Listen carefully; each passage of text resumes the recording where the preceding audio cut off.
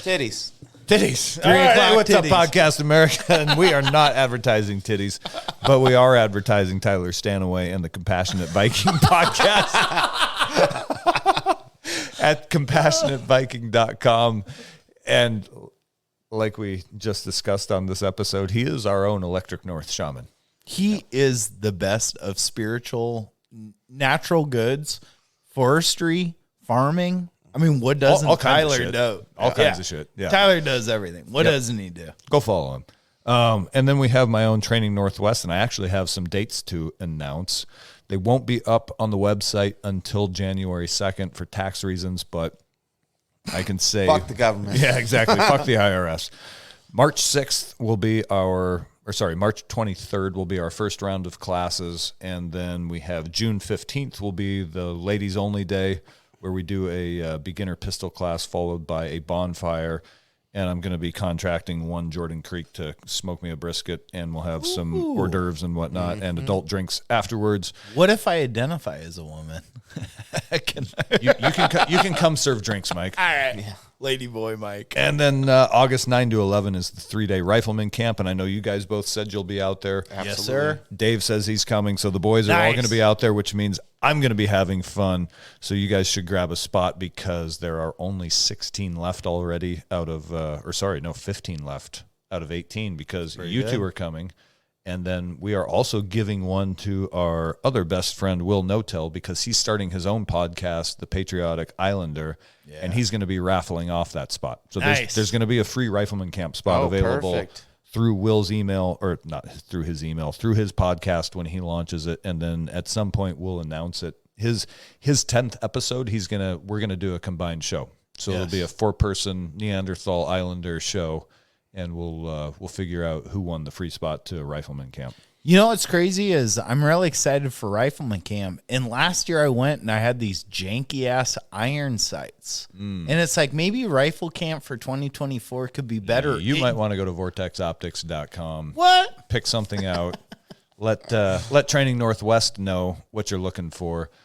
We are a Vortex dealer. I don't carry a lot of stock because I don't have budget to hold inventory on the shelf. But anything in their catalog, if you want it and you want to support a small business, just shoot me an email at trainingnorthwest@protonmail.com, and I can get it in the mail for you. And then if you are local, we also have our Zero program where you can come out to the range, get your optic zeroed, and I run you through a couple of drills as sort of a commitment to your readiness, because I don't want you having a new optic sitting on the shelf next to your gun that isn't zeroed to your gun and you can't use when you need it. So you're going to help me acquire an optic and zero it. Correct. That and mount it so, if you need so it. then, like on your pistols, rifles, whatever. Anything? Yeah, if you want a binocular or a rangefinder, spotting scope, etc., we carry everything. He's by weaponry. Yeah. Buy weaponry. What are you running the pistol in? How you holding that? Holding what? Your pistol. In my hand. All right. But if it's When not it's in not your in your hand, where would it be? Thanks. And we're swinging a miss. Cruising out. Well, hang on. My sissy's pistol I put in a Allegiance holster.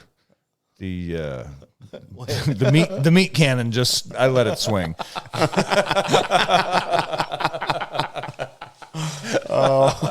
Well, boys. Allegiance holsters. .com and use code TNW10 at checkout. Yeah. A little discount. Michael. Tell me. What did we talk about? I mean, I can anyone phrase what we talked about today? Was all over.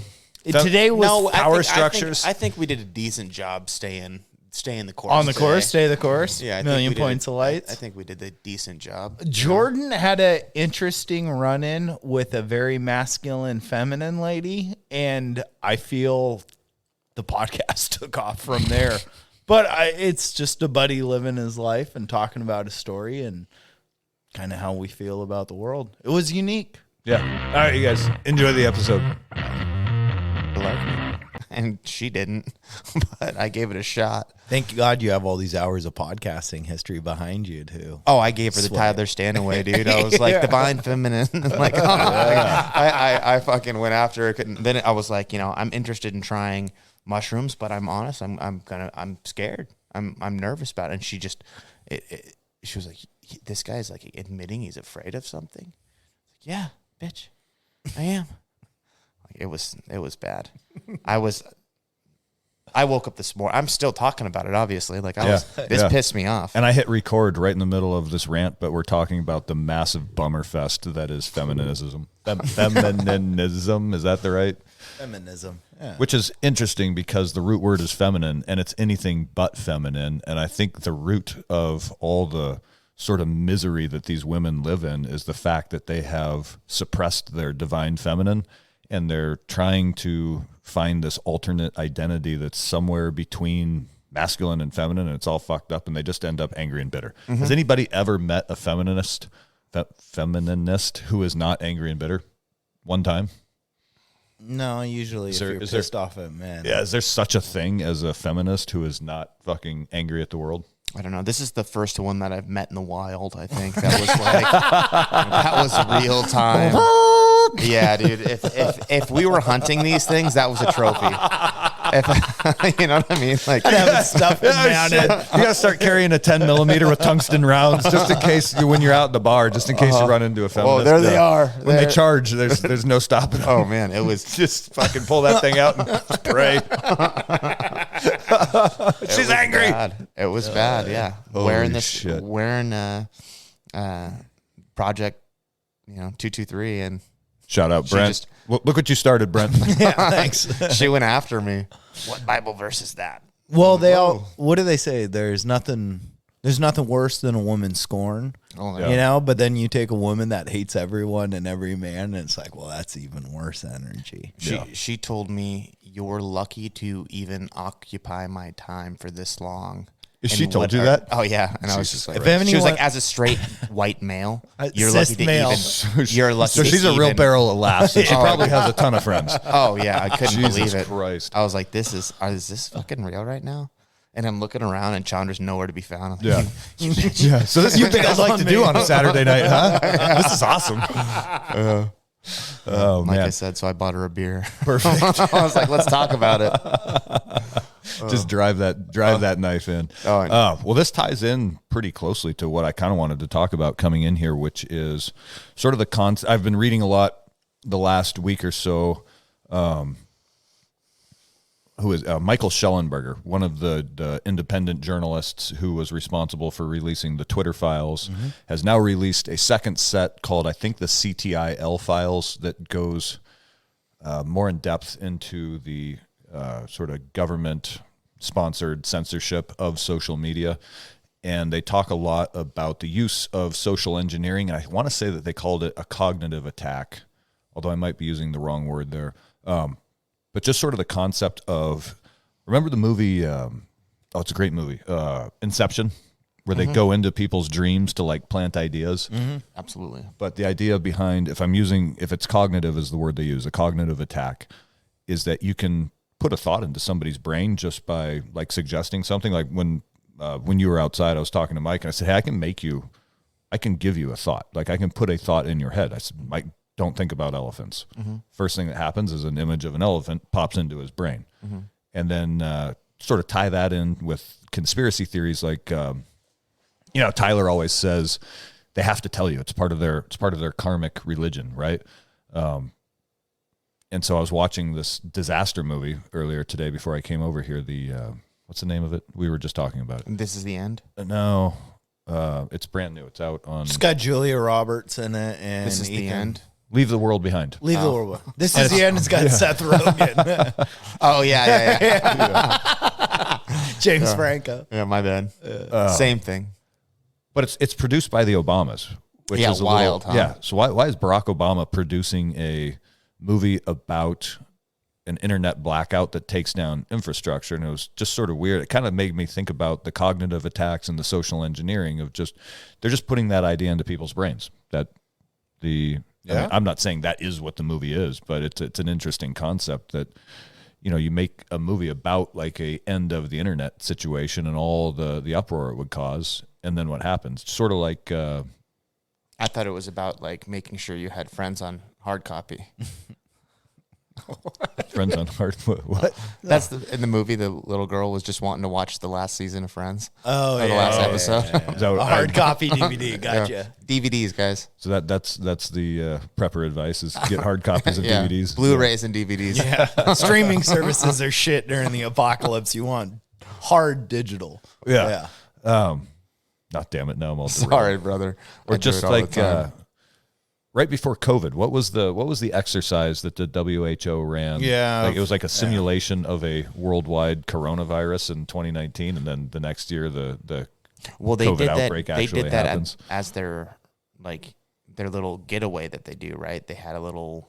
It's like a little brainstorm. wargaming Yeah, experience. yeah, absolutely. But you have to think like, if And I think you can also call it predictive programming, where you just start showing people what you're going to do to them through various media forms before you do it, just so that when it actually happens, they're a little numb to it. Exactly.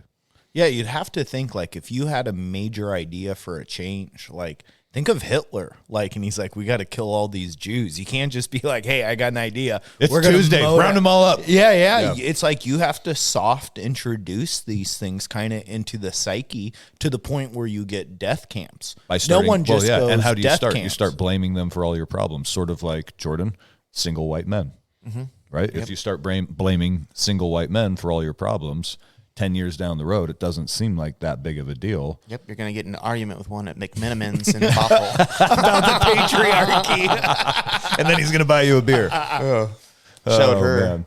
Yeah, right? This single white male just bought you a beer. That's actually the best move is like the person that's like, you guys are the whole problem. You are the nicest and you actually bought the person of conflict a drink. It's like the person that's like, you're the asshole is never going to buy you a beer. That's true, because she has to go home to her angry dyke friends and be like, yeah, I met this real asshole last night. Oh, yeah, what did he say to you? He just asked me to explain my views and then bought me a drink. Yeah, exactly. What a piece of shit. Yeah, the patriarchy, you asshole. I tried. But I mean, yeah. I was backing down a little bit. I was, kind of going back and forth trying to figure out like, okay, what's my angle to like calm this fucking The old rope-a-dope. beast down. And Water buffalo. And I mean, ultimately it was just, it was a wild experience because it's like, this is like absolutely ridiculous. Like what's happening right now? Did you by any chance get her career field? I don't think she has a job. Oh, okay. Yeah, that fits. I mean, one was a nurse. Okay. One, like her girlfriend was a nurse. But it was just just going after me about everything. Yeah. It was just one thing after another. And it was just like, then all of a sudden, marriage is this social construct that's bullshit. And it's like, hey, I agree. I mean, I think there's a little bit about that I, somewhat agree with. I don't need the government to tell me, who I love and all that. Yeah. And, I kept trying, like, finding things like that. And then she's like, well, no, it's about a man owning a woman. I was like, okay. Where does the ownership part come in? Yeah, it's like, that's not what I'm talking about. I'd say it's more like a team. And the idea is teamwork to raise a family. Yeah, you remember the scene in Boondock Saints when the guy's talking about rule of thumb? Oh, yeah. And he's like, luckily I wasn't rule of wrist. That's who I was talking to. Yeah. That's who I was talking to, yeah. but a short version. That looked like the mystery man. The Sphinxter. Yeah. But yeah, it was absolutely wild because when she said the patriarchy, I kind of started giggling because I was like, I can't believe some fucking chick like this just brought that up. Like, just said that this word. is a fucking meme. Yeah. Like, Yeah. And before we started recording, we talked about it, but it's worth noting again that I've never talked to anyone or read anything that can actually define what the quote unquote patriarchy is. So when I asked her that, she shut the fuck up. Yeah. And she was like, what? Are you giving me a hard? And I was like, I'm dumb. I don't read stuff about this. Like, I don't know what you're talking about. When you say that, I've heard the word, and I truly don't understand what you mean. Can you explain it to me? Honestly. And she was like, you're not giving me a hard time right now. And just like, as a white man, you're not And I was like, her only response in this situation is to fight. Yeah. She's looking for you to fight back so that she can just finding, attack verbally. Yeah. So it's a complete disarming of their agenda, and because they're only the only tool in their toolbox is verbal attack. Mm-hmm. When you say, "Hey, I have a sincere question, and can you please explain the patriarchy to me?" Yeah, and she was like, "What?" And then she shut up a little bit, and then she was like, "Well, this is a lot of pressure to like define this," but it started like, I mean, it goes way back, and she's like, "I could." I got all night. I could take you back to like 1776, and it's like, please. I was like, I think it was probably before one of my favorite times to go back to. Yeah. I was like, I think Major Roger Roberts. Yeah, I think I was like, exactly, dude. I was like, I know a little bit about that time. Can I check your hatchet and make sure it's scoured? Yeah, so it was funny, and she started kind of dancing around explaining something that she felt so profound about, and it was very high overview of like, she's like, well, basically like white males run everything and rule the world and this and that, and I was like, okay, yes, we do. I get that, and that's why the three of us work on construction sites and body shops. yeah, running this shit. So so she was giving me the business about that a little bit, but she couldn't really explain. I felt like she was dancing. All she can say is white males are in charge of everything. Like, are they? Yeah, and I was like, okay, well, what, yeah. Where do we go from here? Like, your boy Kozak thinks about this, and I actually think about it and how it's kind of tied to current LGBTQ conflicts. And I think you can define the patriarchy very easily in more of like a Mad Men time.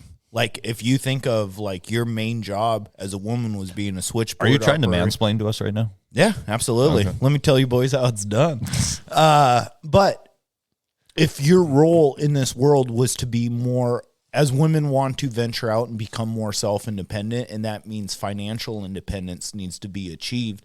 And most of the jobs for women back in that time were being a secretary or being subservient to someone else where you can maybe get a little bit of a bonus, but you're never going to be a titan of an industry.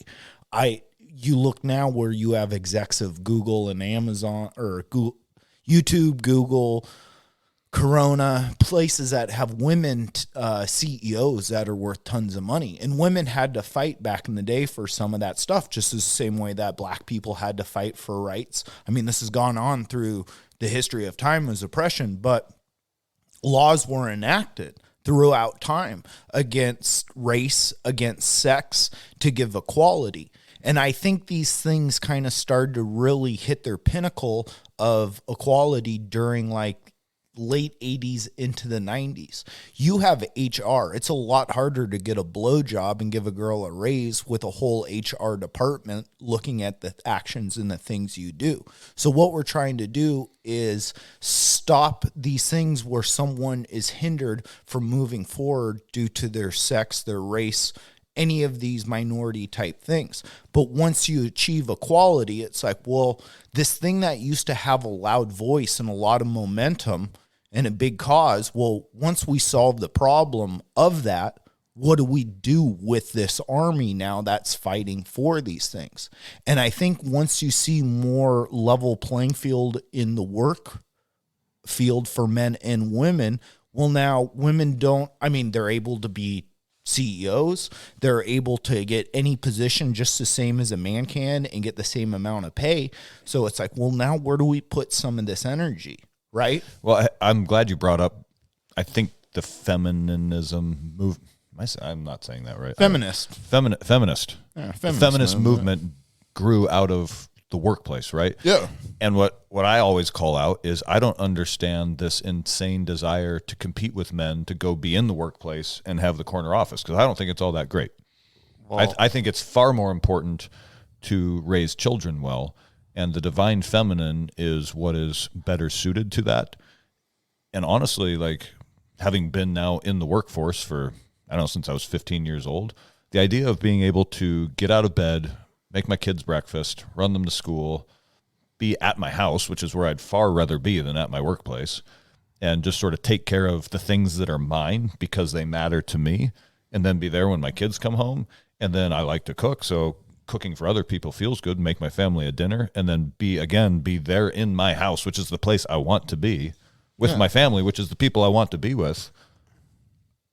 What the fuck? Like, does the corner office, what does that fulfill for you? Because I think sorry, I'm going to keep going for just a second. Go for it. When you finally get that corner office and you realize that you've foregone children and family all these years and suppressed your basically your soul and your spirit, which on the feminine side, I think is far more inclined to do those family things, then you realize that it's nothing. It's just a fucking room with windows in it.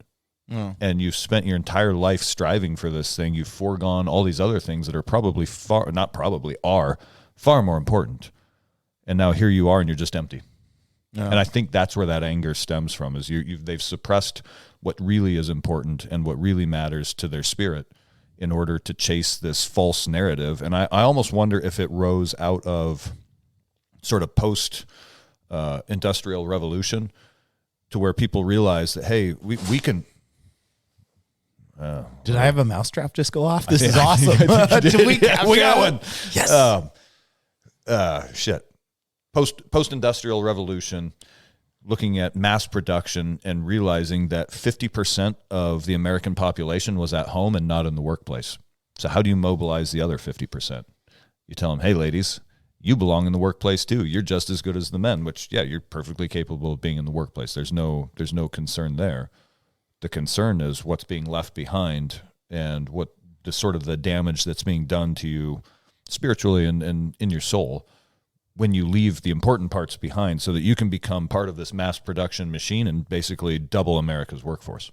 Well, school is a little bit of daycare. I mean, not only is it education, but it's not it a little bit. provides No. It's shit education, and it's a place for your kids to go during the day so the mom can go to work too, which, again, doubles the workforce of America. The public schools were also created at the same time as the Industrial Revolution because you needed more factory workers. Yeah. You needed a pipeline of children coming into the factory. And you also needed to get the women out of the homes and into the factory as well. Yeah. But if it's like, well, the most important years are maybe those very beginning years where child rearing, like 1 through 6, where you really get to establish time with your child, and they'll maybe do a little bit of preschool and kindergarten, but the most part, you're still having a lot of interaction with them.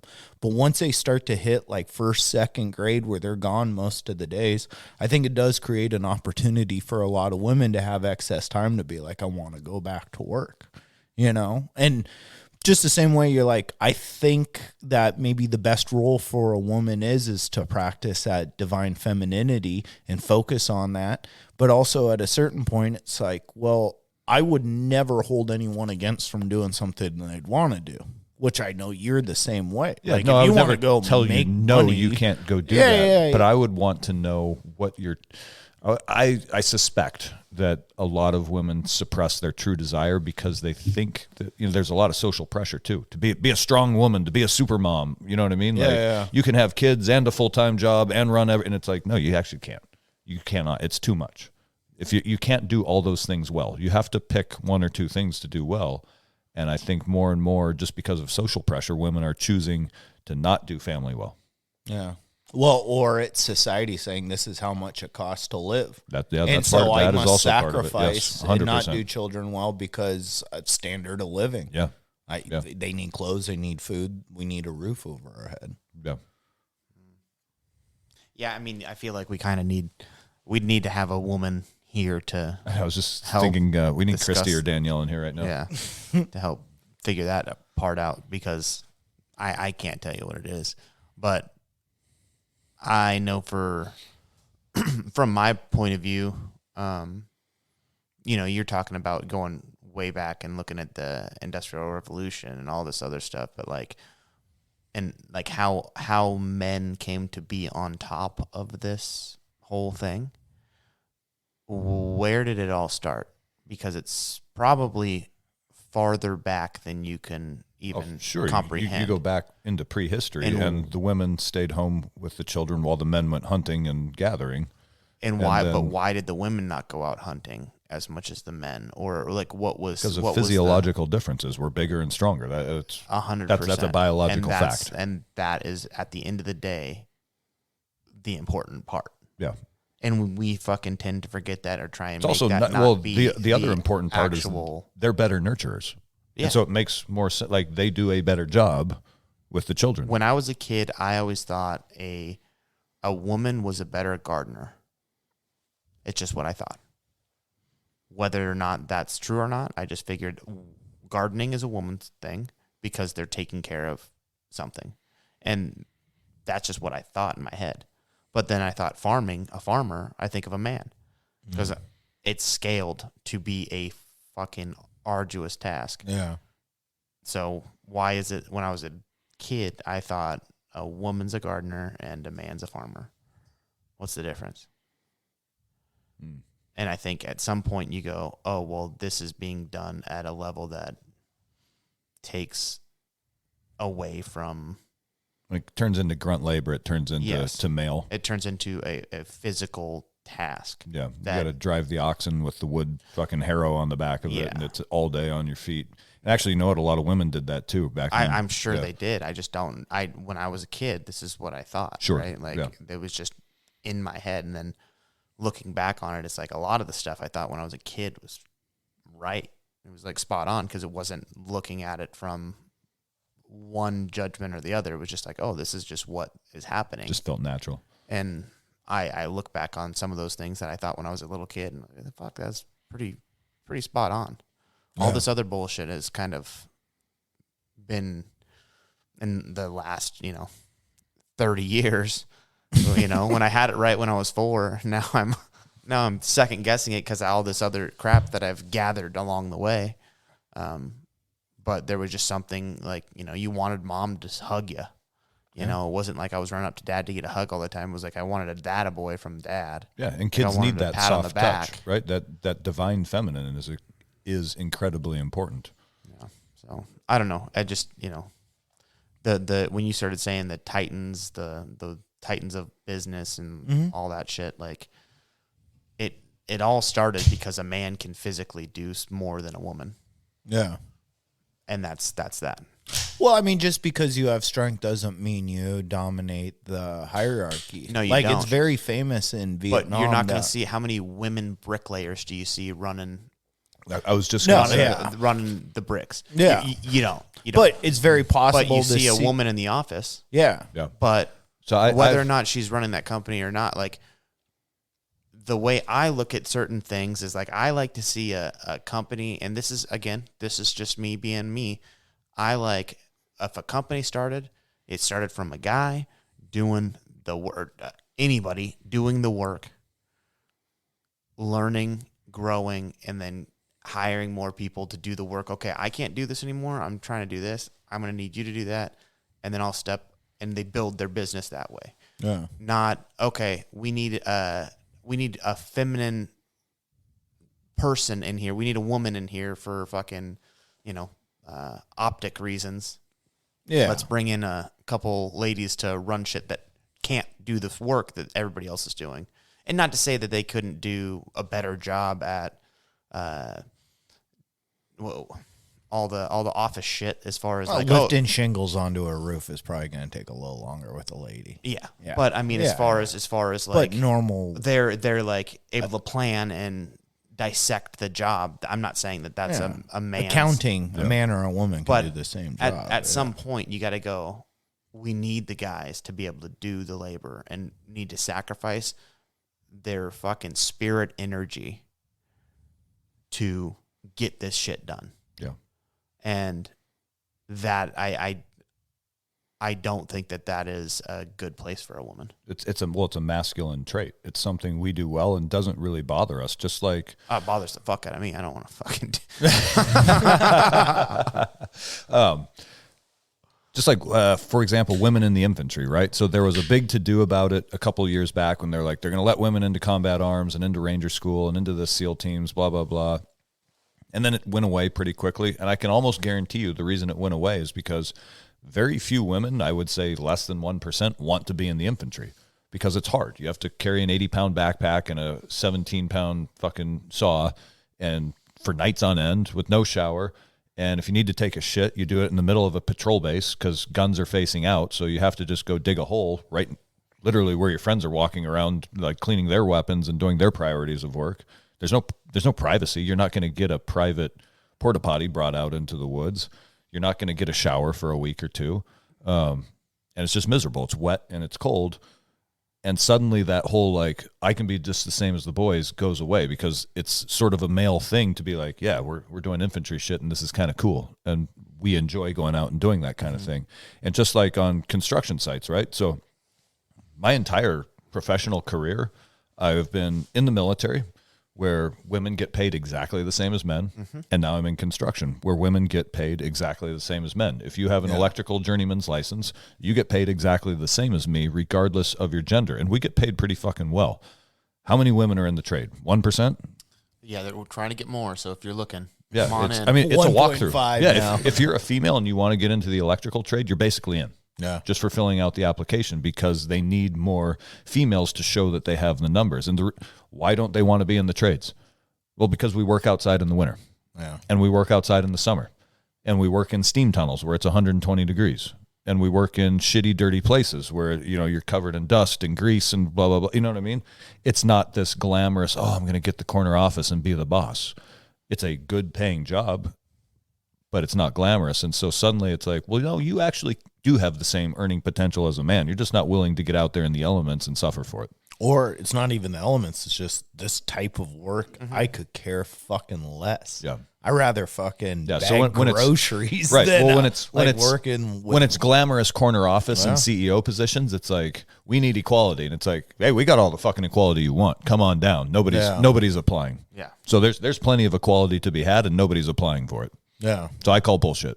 That's a very good point. Yeah, equality is not part of it. This is all a narrative based. Yeah. But I think a lot of these, like, it would probably be harder to be an electrician as a woman in the 40s than it is currently. I don't know. I feel like it was kind of the same job. Or you're just saying because of the attitudes? The attitude. Okay. Yeah. Well, Yeah. Oh, And that's that's what the argument was, is we can do stuff too. I And wonder if it's almost more uncomfortable now, because I think that if you're a female in the workplace now, no one wants to talk to you because they're afraid that you'll just report them for saying anything. sexual harassment. Literally or anything you something. say, you're going to get reported. So everybody just ignores them and treats them like a pariah. Yeah. Unless you're a decent looking guy, don't talk to him. Don't. That's that. Did you guys Are we all ever out? see the? There's a great Saturday Night Live skit about sexual harassment in the workplace, and Amy Poehler's like sitting at her desk. You remember the little blonde girl? Yeah. And one I think it was like not Chris Farley, but it's one of the fat like regulars on the show. He walks out and he's like, "Oh, hey, good morning, Amy," and she's like, "Oh my God, I'm filing a report." He's like, "Oh, I'm sorry." And then it says, how not to sexually harass someone in the workplace. And Tom Brady walks out and like grabs her boob and is like, "Hey, good morning, Amy." And she's like, "Oh, hey, good morning, Tom."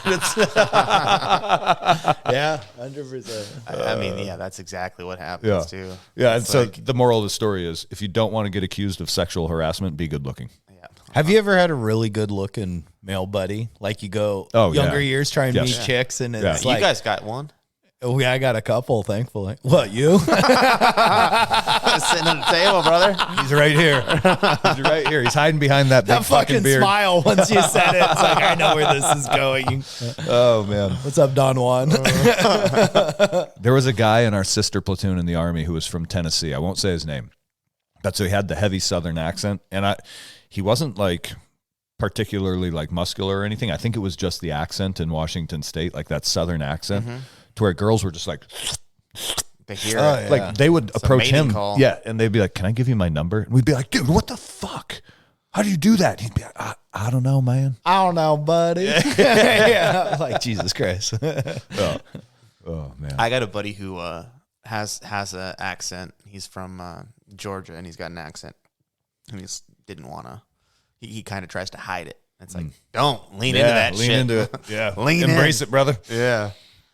I remember I wrestled in middle school, 6th, 7th. In 8th grade, I took off, and then back in 9th grade, I picked up again. But 8th grade, I didn't wrestle because my dad signed me up for choir, because the choir teacher was the wife of one of the guys he worked with. So he's like, you're going to do choir. I'm like, oh, this sounds stupid. My son is not wrestling. You are doing choir. Yeah.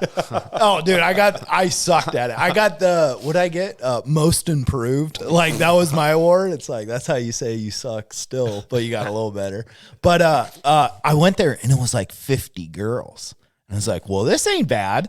And then it was me and 3 other guys. And we just became the best homies because it was just us in the trenches. But it was like In the trenches. in 8th grade, though. But it's like deep in the trenches. dude, you're like, it's all starting to hit. Everyone's feeling it. And anyways, one of the guys in the choir class was he was like, Hitler would have loved him. He was like blonde hair and striking bright blue eyes, and he could sing. He was the lead of choir. Motherfucker can dance. Yeah, dude. And then so like he went on and he in high school. All the girls loved him till they found out he loved the same boys they do. He started becoming like extras in movies and getting famous kind of stuff. And then he became like a male model. And I remember I went to my stepmom's work and met some of them, and they had a calendar up. And it was like an Esquire. She worked for a newspaper. And so all these magazines would send calendars. And it was like for the ladies department, and it was like the male men. And it's like, no fucking way. My choir buddy is Mr. March. Orange mocha frappuccino. Yeah. But it's like, dude, it's interesting because it's a lot easier to see guys and they get around a hot girl and they kind of like, you kind of lose your compass a little bit. But like a striking hot buddy, and you put them in front of a bunch of dames, it is fun to watch. Yeah. That was, I had a buddy who ended up being a model on the fuck was it? What's that design clothing design show? Project Runway. That's what it is. Chandra watches that shit all the time, and we're sitting there. We're sitting there watching it. I was intently watching. You boys got me. Chandra interrupted. I mean, I was just walking through the living room. And I look over and I see like, no shit. There's my buddy on fucking Project Runway getting ready to try on some garments that Hector made. It was awesome. I don't care how good the tail is. I don't think I could do that. What's that? Be a male model. That would be awful. Are you kidding me? It'd be awful. Dude, this guy, I think he's pushing 40 and he looks like he's 22. Jeez. And he's just jacked. And it's like, he was a legit wrestler. Your buddy or me? Yeah. Sorry, my bad. I'm looking deep into Tobin's eyes as I'm saying this, and I realized I'm touching myself too. My bad. It just good looking people are just. They live in a different world. But is there anything more sad than a good-looking person that fails? Because if you're super good-looking, usually for most of your life, you kind of get by on your looks. You don't develop character. And then once everyone hits a point where it's like you look like an old wizard, where your skin gets wrinkly and stuff and your hair falls out. Yeah. And once you've lived a life where you're not like, this is, I think, what everyone preaches about, like trying to be hard or creating something of substance out of your life or your soul or your personality. It's like if you've been given this life where you just kind of float through and people let things happen because you look good, but then one day you don't. Yep. It's sad to see someone that doesn't understand who they are as an individual or bring something of value to any group, any relationship. Yeah. Oh, bro, when Jen and I first started dating, fucking 17 years ago or whatever it was, I remember her saying, she's like, I don't need to know how to change a tire. People always stop and help me with that kind of stuff. Yeah. Everybody's always so nice. And I was like, they're nice to you because no shit. Because you're gorgeous, right? Yeah. And Adam Carolla has this theory he always talks about on his podcast where he says, all these women, like Hollywood starlets, the reason they all go crazy when they hit middle age is because they go from age 15 to like 40 with the entire world wanting to fuck them. So everybody's really nice to them. And he's like, you could be in a room with all the biggest male celebrities, sports stars, whatever. He goes, the most popular person in that room is a hot 27-year-old woman. Yeah. And she doesn't have to be in any movie or magazine. As long as she's pretty and has a nice figure, she's the most popular person in the room. And so these women grow up with, or they spend their entire adult life with everybody falling all over themselves to help them out. And then they hit a point where now they're just old and less desirable. And there's other 15 to 40-year-old women behind them. And it fucks with their sense of reality, because all of a sudden it's like, wait a minute, why is everybody not falling all over themselves to help me with everything all the time? That's when you end up looking like you've been cut That's up. That's when you turn into Britney Spears, putting all kinds of crazy ass fucking videos on the interwebs. Yeah, and end up with all the plastic surgery in the world and everything else. Yeah. That's what it makes you think. Like, it's not saying it's sad. I mean, there is a little aspect of it that's sad, but just what's the purpose of life then if you don't develop character or like your identity? It's almost like the opposite of femininism, where it's like, we need Mike Tyson. That's a feminism. You get punched in the face, Mike Kozak. I'm a very feminine nose.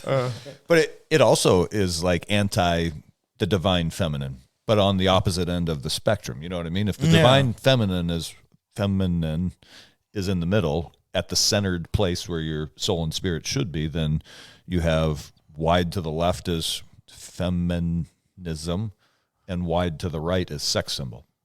Or vice versa. It doesn't really matter which, but both detract from the divine feminine. Well, that's an interesting thing too, because just because you're feminine doesn't mean you're sexy, and just because you're sexy doesn't mean you have feminine aspects. I think about feminine, like women who carry themselves with true femininity, like divine femininity, are very beautiful. Yeah, but like, and they're not always like magazine like Playboy bunny beautiful. But that's what I mean. There's a different, dainty, like I can't do anything for myself, and I need a man. Like that's not it. It's just comfortable in their own skin and who they are and what's happening, and it's okay to be it's okay to be subservient in certain areas, because I understand that is what it is, and admitting it. Like there's nothing that pisses me off more than a chick who's like, I could fuck you up, and it's like, you were living in the wrong realm. Like you don't understand, like, and it just, at that point you're crazy. And I remember going to school with girls that like had that like chip on their shoulder, like they could walk around and beat somebody up. And it's like, you needed to stop. Yeah, we had a girl come out for high school football my senior year, and she got absolutely wrecked on the first day of full pads. My God! Like, it was you almost sad. See them. You can't tell. Everybody looks, you're seeing everybody. Yeah, I remember I was a pulling guard and caught a girl who was an end. It was Jordan. A defensive end, and here I came. I'm pulling. I'm just, and all of a sudden I just see this chick, a body, and then I just see eyes turn, and I'm like, that's a girl. It's a lot of mascara. Boom, and I think she left the game. Yeah, probably. And it was just like, oh shit. You feel kind of bad, but you don't know in the moment, because you're seeing jersey, football helmet, and you realize as you're making contact, like, this is way too easy, or like, this person is. It's almost like there are weak men who come into the gym. We've talked about this before. You put your hands on them, and you realize right away that like, this person has no muscle and no strength, and I'm just going to slam them to the mat by grabbing hold of their sleeve and pushing downwards, and you feel kind of bad about it. Well, and you would feel eons worse about it if you realized it was a woman. It's funny when it's not a lack of muscle, it's a lack of knowing how to use your muscle. Aggression, yeah. And like, because there's that too, where you grab a hold of a guy and they're like looks like they look strong, and then you grab a hold of them and the balance isn't there. They're not sure. David Potts? How to poor guy. No, but that's what it is. I mean, Potts looks like a fucking Greek god, but I remember the first time I went with him, it was like, dude, for how strong you are, I can kind of move you around. And now he had to learn to get his base, but now he has. But now the guy's been going there for a while, and I went with him like 2 weeks ago, and it's like, oh, motherfucker, you learned how to get a base, and just learning where your structure is, that made you faster. He's starting to cut angles and stuff, and it's like, to fuck people up. Yeah, dude. Yeah, it's like, I want to watch this guy keep going. Yeah. It's it felt wrong to. It felt like I was ear holing somebody. You know what that is? when they just when I've they, watched Hang on, Japanese porn before. I know what ear holing is, my friend. when somebody doesn't see it coming and you hit them, it felt like that. But I think she was looking right at me. I was in like 8th grade. Yeah. Right, and it was just like, Yeah. oops. Yep. But it's what it is. You gotta do it. Yeah, but that's being in MMA and stuff, and you were at MMA gyms. Did you ever meet lesbians that you're like, dude, this is where you belong? Oh yeah, no, there's outliers for sure, and like incredible athletes, and they're strong, but But just not even the strength part of it. It's like your personality is a dude. You're not trying to put on any front. Like, even if this wasn't, you just doing this because you love it. Yeah, no, I've seen that. I've seen that. But it what's makes that Nunez or whatever that Amanda, is it Amanda Nunez in UFC? yeah, she's knocked out. She's a lesbian, right? Oh, I mean, I think a lot of them are. Let's be honest. No, they're not. And I know Tisha Torres. I know Nunez. the gnarliest girl fighters I've personally met, not lesbian at all. And could you imagine dating a woman who was like a top 10 UFC fighter? Yeah. Like, hey, Jordan, take out the trash. Okay. Hey Mike, for a brief hey Mike, moment, you gonna pick up your socks off the floor? Oh yeah, I'll be right there. No, I'd be starting fights everywhere. And some guy would be like, yeah, you want to go outside? And be, fuck yeah, let me get my girlfriend real quick, and she's going to beat your ass. Send her in for the heavy for a lifting. brief moment, I dated a UFC fighter. Did you really? Yeah. How was that? What was his name? Nick. Chuck Liddell. Yeah. Yeah. No, she wasn't in the UFC at the time, but then a year or two later, she ended up getting a contract and going to the UFC. Oh, yeah. It's like, yeah, I'm not going to say any names, No. obviously. Did you notice a difference with her drive than other girl? Like, there was When she fucked you from behind, was it more passionate or? Yeah. No, there was a time we were fooling around and jumped on top of me, and I couldn't move.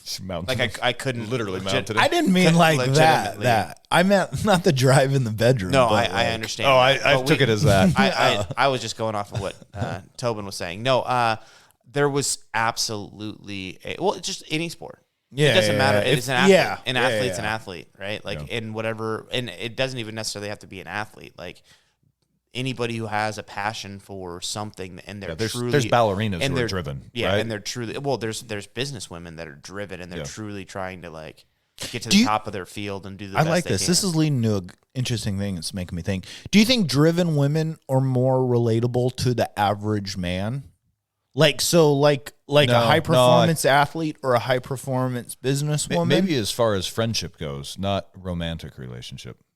Like you can be a friend Yeah, with them. yeah, I think yeah. you're also someone who's. I guess it depends on your personality. I think it depends on when I see an athlete, a woman athlete who's pushing it. I know when she's pushing it, but then maybe I'm wrong in saying this or thinking this, but when I see a woman who is going to end up being in charge of other humans and what the fuck they have to do on a daily basis, not relatable at all. It feels like they're trying to make up for chip on the shoulder. Yes, there's always a chip on the shoulder. It It's the feels, lady at McMinimans again. there's like Proving. I'm going to prove to you that I can do this job, whether or not I have to fucking chop off heads or not. And it's like, because like everybody always talks about it. You guys talk about it. I think on our last podcast with Manny, we were talking about it, where a good leader makes you feel like you want to work for them. Yes. Yeah. Like the best leaders, it's like, I'm going to run through a fucking wall for this person. No. I haven't felt that with a female leader. Yeah. I always feel like I am under a Ooh, thumb. that's a good point. And it's They're painful. trying to do their best It's to not flex like- whatever authority they have. Yeah, I'm not working because I want to do this. I'm working because I have to do this. And you're utilizing your 100%. position as opposed to making me feel like a valued person. I am now a number, and that's very like Yeah. at that point it's cold. Yep. And it's like, well, I have to be cold because I don't want to be too warm because I don't want to be taken advantage of. So it's got to be a tough place for a woman to be. And I'm sure there's spots there that like. No, I disagree. I think leadership is a soft skill. And it's one of those, it's just like, it's like we covered when we did talk to Mata, is it's more about relating to people. So I would almost think that theoretically women should be better at it because I think they have better interpersonal skills. Mm-hmm. But I think they do get that sort of, it's maybe a little bit of an inferiority complex or something, and they think they have to come across as tough. You know what? I take that back. Go ahead. I take that back. I have worked for, I've worked for a lady who was absolutely amazing. Okay. But we're also very close. Yeah. Okay. So at that point it was a little different. Yeah. Well, that's another thing too, is I don't treat subordinates. I treat them as friends unless they fuck up. Yeah. And even then, at first I'll treat them as friends who made a mistake. And then if it continues, then I start to like pull Separate. put on my boss pants, right? Yeah. My bossy pants. Yeah, I put on my bossy pants. That's a good point, though. I mean, I think you have to earn respect and you have to earn disrespect. Yeah. That's for no matter what it is. But respect is not earned by flexing authority. Respect is earned by getting in the Doing trenches your and job. taking care of the people who work yeah. for you and showing a little interest in. You show interest in their well-being, and then they want to go the extra mile for you because they appreciate it. It's very simple. Like, it's not difficult concepts. Being a boss or being a leader in any of my roles, it's like I try not to come in with predetermined like judgment on someone. Like I said, it's like you have to earn my respect and you have to earn my disrespect. And I think like the idea of that someone has to be seen as like, I'm this and I'm in this position, so I need a strong authority. I think that's no matter what the sex is, that's just a weak human being. Yeah. And maybe we're jaded, because it's like you look back at it and it's like, dude, we have a lot of good leadership in our lives from strong people. There's a difference between getting into a position because you've earned it and getting into a position because you were appointed it because like the Biden administration.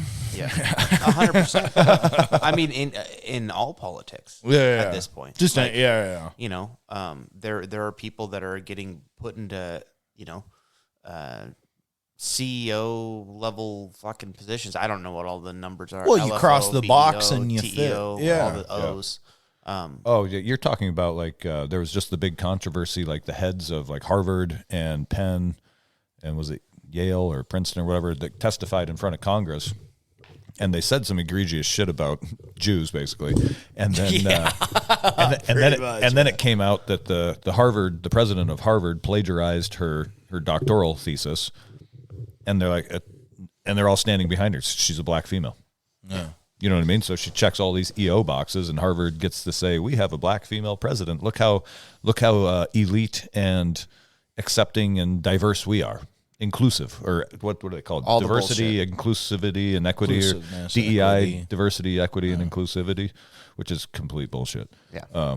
I'm ready for the colleges to crash. I hope they do. My biggest reasoning is I always, like Mata said, he's like, dude, follow the money, follow the trail. Okay. And it's like, look at how much endowments like Harvard takes in, and you're like, wait, billions per year is how much you get donated? Yeah. What in the fuck are you up to? Yeah. Well, so I think that diversity. We're starting to yeah, inclusion. Well, and not even starting to, but there's like to be an athletic trainer for a high school, you have to have a master's degree. Do you really? Starting next year or some shit. Holy shit. Now, why this is the guy who tapes ankles before football games? Yes. Holy fuck. Yeah, yes. It's fucking wild, right? Oh my God. But when you think about it, you go, okay, well, what does that mean? It means we are putting more fucking bullshit to go to college. So some college is paying some fucking guy or some government entity to some say, certifying board. We need you to have this, and if you do this, we're going to make more money because we're going to have people in master's programs to do these jobs. Yeah. So we're going to see a fucking shortage of trainers because you're going to have a fucking master's degree to do it. So in order to do that, and that's going to also end up being, I'm sure, a higher paying job at that point. But either way, you're now dealing with, there's a fucking university in bed with the government somehow making these fucking laws pass. Oh, yeah. Like, well, I think they've been involved since student loans. And when you cannot default on the student loan, and when the government says, here is an avenue for this, just the way. Well, I think what's happening is people are realizing that you don't need a college degree to make it in the world. So there's going to be less college degrees. Less people are going to college, I think, because they're like, I can probably get by without it. And now they're like, well, we got to fucking make sure you can't. So let's fucking put all these stipulations on.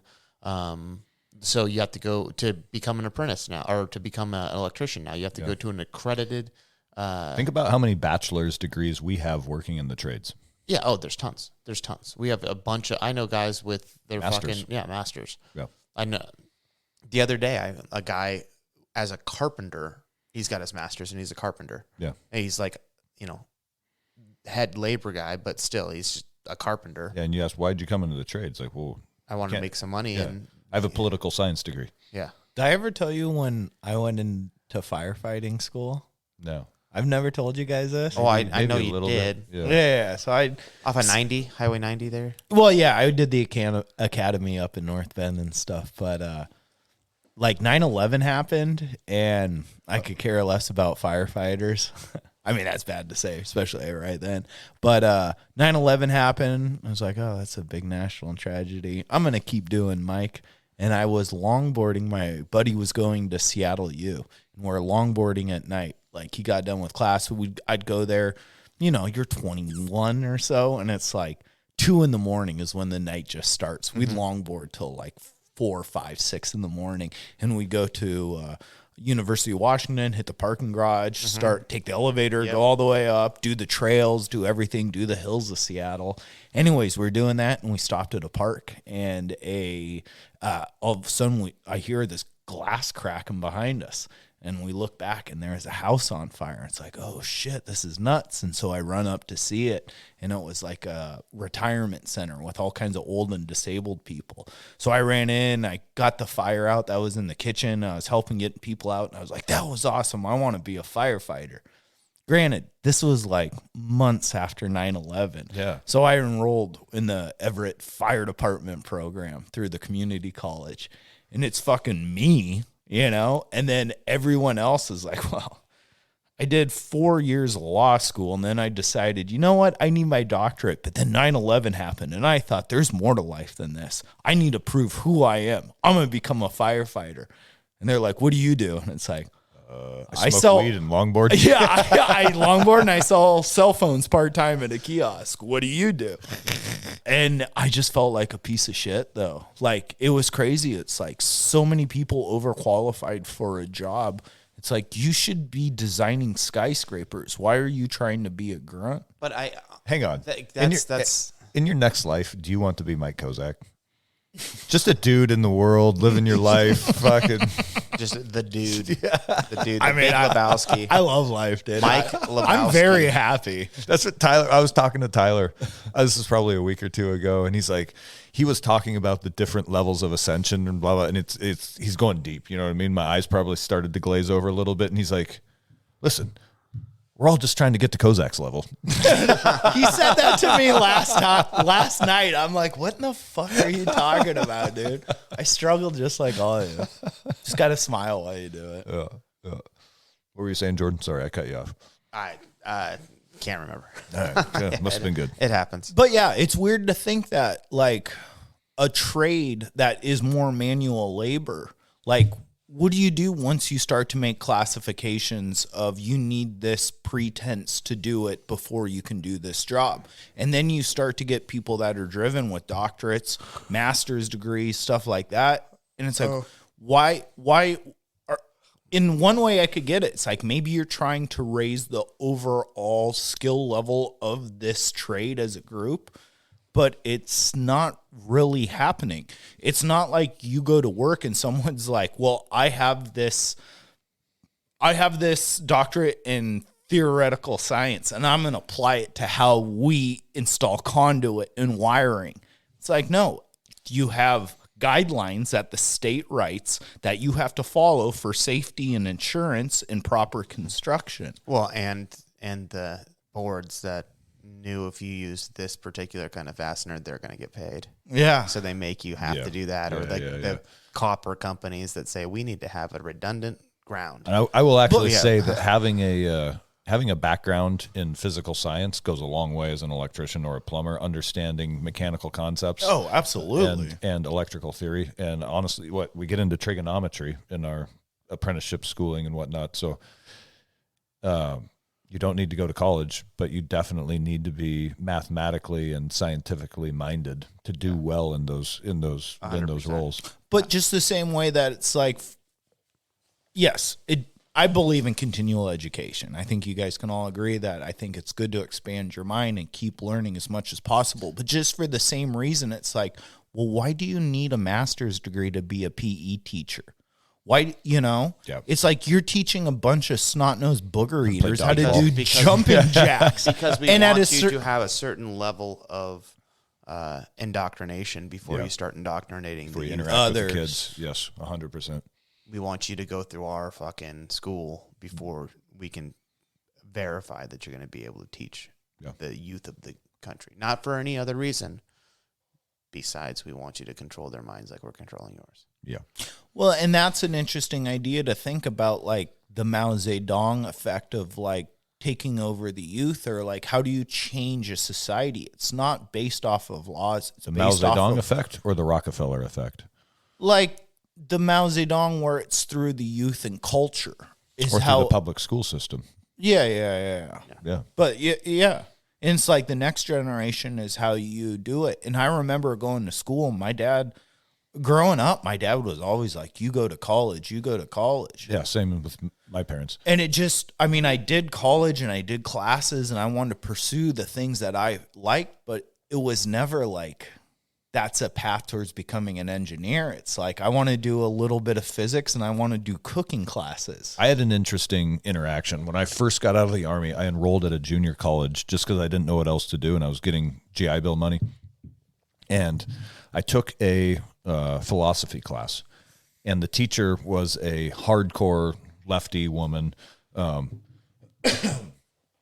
I learned really quickly in her class that when I turned in my essays, if I wrote like the first couple, I wrote just whatever was in my mind, and it was more lean toward masculine. And obviously I'm coming out of the Ranger Regiment, like fresh out, weeks out. And she did not like me at all. I could imagine. And so about halfway through that class, I realized if I just regurgitate, and she would get up in front of us and bluster and blah, blah, blah. And she was very enamored with herself. And she clearly thought she was this highly enlightened sort of scholar of philosophy and sciences and blah, blah, blah. I know the type. Yeah. And I know last night. And so halfway through the class, I was like, I'm just going to do a little social experiment here. I'm going to pad this bitch's ego, and I'm going to regurgitate everything she says into my next essays. And I did that, and I got A- and A+, where she had been giving me C- for writing what I actually thought previous to that. And I was like, oh shit, this is how easy college is. If I just regurgitate what you say, you're going to give me a good grade. I'll get out of here with a good GPA and be able to show that to a potential employer. Well, they talk about how much right-wing people and stuff live in their own biased bubble. And it's like, look at everybody academia and every institution. It's like, you got a guy that just defended your freedom so you could be a Birkenstock wool sock wearing hippie with your homemade pottery coffee mug. But the guy that is writing about truth and grit and stuff, you don't like him because you see him as a villain. Yeah. But that villain is what gives you the ability to do your job. Yeah. And that idea of it really truly does take a community. You need your savages and you need your weirdos. And if you get just one group of one, everything's tipped and off balance. Mm-hmm. You need a good diversity. Yep. And it's like, why? That's, I think, maybe the problem everyone's struggling with. It's like, dude, you have to love, maybe it's, I don't know, as much as it sucks to say maybe you love your abusive father, but it's like that motherfucker maybe made you the person you were. Well, did. Yeah. And it's like, once you get over the pain and accept, yeah, you can push bad people out of your life and negative situations, but is that what all of this is? Like, so much of this hate of one side's better than the other, or we're right and the other one isn't, is because you can't see where your life starts and stops and where like the community life starts and stops. I think you're mad at everything. Like that lady, she probably was fucked over by men or had bad situations in the past, and now the problem is a patriarchy. It's not your own individual shit. I think it's intellectual and emotional weakness created by living in an echo chamber. So when you live in your echo chamber and you're surrounded by people who sort of parrot the same ideas all the time, and you never have any diversity of thought or conversation, it's just like how do you make your muscles stronger? You go push against something heavy, right? So how do you make your intellect and your emotions stronger? Push. You push against something. So if no one ever challenges your ideas or challenges your emotions, they just get weaker. They atrophy.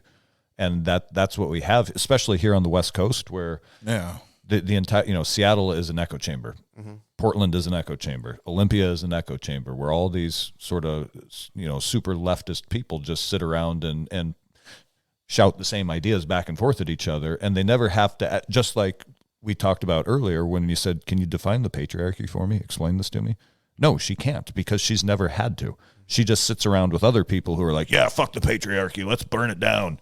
And nobody ever thinks to say, like, wait, what exactly is that? Well, maybe that's the biggest problem through all of this. Like, and I think this a lot, that the place that when you're youngest and you have the most radical ideas, colleges are the place you're supposed to go in. Like, that's the octagon of thought. Like, you're supposed to challenge these ideas. Yeah. And now it is not anymore. And now that changed. realm, I think that changed in the late 90s, because by the time I was in this college in 2000, this would have been 2004 that I was at this junior college. And it was very much, and Bellingham is also a very leftist like bubble. Yeah.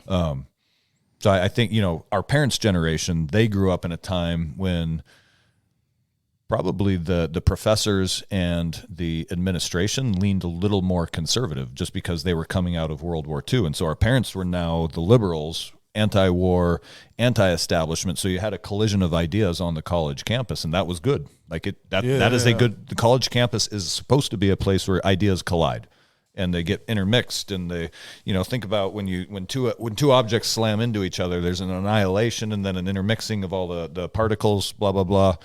And that's what the campus was for ideas. Yeah. And then slowly, as our parents' generation aged and took over the administration, took over the faculty, now it just became an echo chamber, because they realized they could control the narrative of the country by controlling the ideas of the youth coming up behind them. And then critical thinking was lost in favor of just rote memorization, which is also what the public schools K through 12 do. Just rote memorization. You get rewarded for memorizing and filling out your bubble sheet correctly. Yeah. And that's what we want you to regurgitate. Yes. Yeah. I've been no doubt. Go ahead. No, I said no doubt. Fashizi. Faux show. Word. I've been thinking a lot about what power is in different types of power structure. Like what? Hang on. Is this an electron? Can we take a break and come back with power structure and what power is? Yeah. All right. We'll be back. We hit cruising altitude. Cruising altitude, folks. Power structure. Actually, hang on. Before we talk power structure, I want to crown Mike and I for our eating performance last night. Oh, eating. You guys ate. I thought you guys cooked. Oh, no. We didn't cook a fucking thing. Okay. Lazy man. Greg had the UFC fights on at the gym, and everybody was invited out there, but he and I went to Mexican food first. So we destroyed some Mexican food, then showed up at the gym, not thinking there would be food there. Yeah. But a bunch of people showed up with, what do you call it, like the meat and cheese plates? Charcuterie. It kind of turned into a potluck. Like normally in the past, it's like Greg will get the fights and it's like, oh, everyone brings a 12-pack, or say whatever beer they want. And it's like maybe someone brings some chips. Yeah. And this time it was like, we are dude, we came with a 12-pack of beer. Someone brought like 5 pounds of wings. I think Phil smoked 5 pounds of wings. Yeah. So there was this huge thing. How many plates did you eat at the fights after Mexican food? Well, I did a lot of damage. I think I crushed 4 plates. Yeah. Let me tell you that. But I was the slow burn. I let everyone initially go and get their plates. And it's like, look at you assholes eating all this. And then end of the fights, no one's looking. Snuck Sliding over in like, special ops. Couple last chicken wings and blue cheese. Dude, and those Chex Mix were like, it was a Chex Mix with chocolate Cheerios and like the Chex with Like the powdered chocolate, sugar over the powdered top or sugar and something. chocolate in it. Muddy Buddies. Muddy, but dude, Is that what it's called? Yeah. All right. what's the guy from Chappelle Show? Tyrone Bigsby. I must have looked like a crackhead with all that powdered sugar around my face. I loved it. I couldn't stop it. so And it good. had M&Ms in it, red and So green for good. Christmas. I was picking around the M&Ms. Oh, you get out of here, dude. I'm that guy. But it's like the worst thing, like laying in bed last night. It's like the worst thing for your gut because it's like charcuterie board. So it's like a bunch of hard cheese and salamis. And then you're like, let me eat some Muddy Buddies. And you're like, I don't feel good laying down. Tummy's bubbling. Man. Yeah, I wish I would have been able to make time, get up there, because I left the tournament. It was a lot more fun than arguing with a feminist. Oh, dude.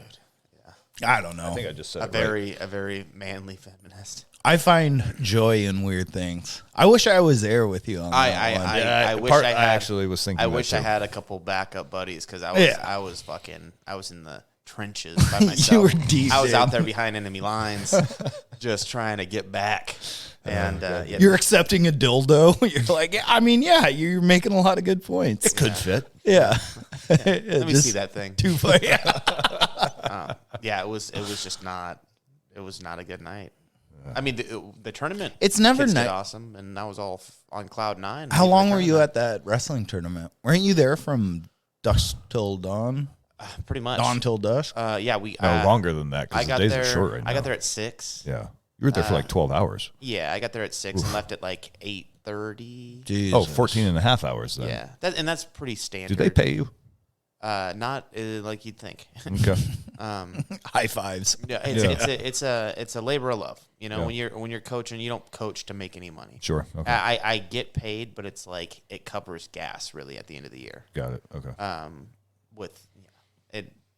It is what it is. But it's fun to see. You're not feeding young 4 dogs kids- on that salary, huh? No. It's cool to see like young kids like find themselves in a rough sport where they're having to look inside and go, okay, this is what I'm made of. Yeah. And then you're creating the next generation of guys that can get after it. That's fucking and cool. it's fun as shit to see like the improvement from a kid who I don't want to say adverse to violence, but like slightly Timid.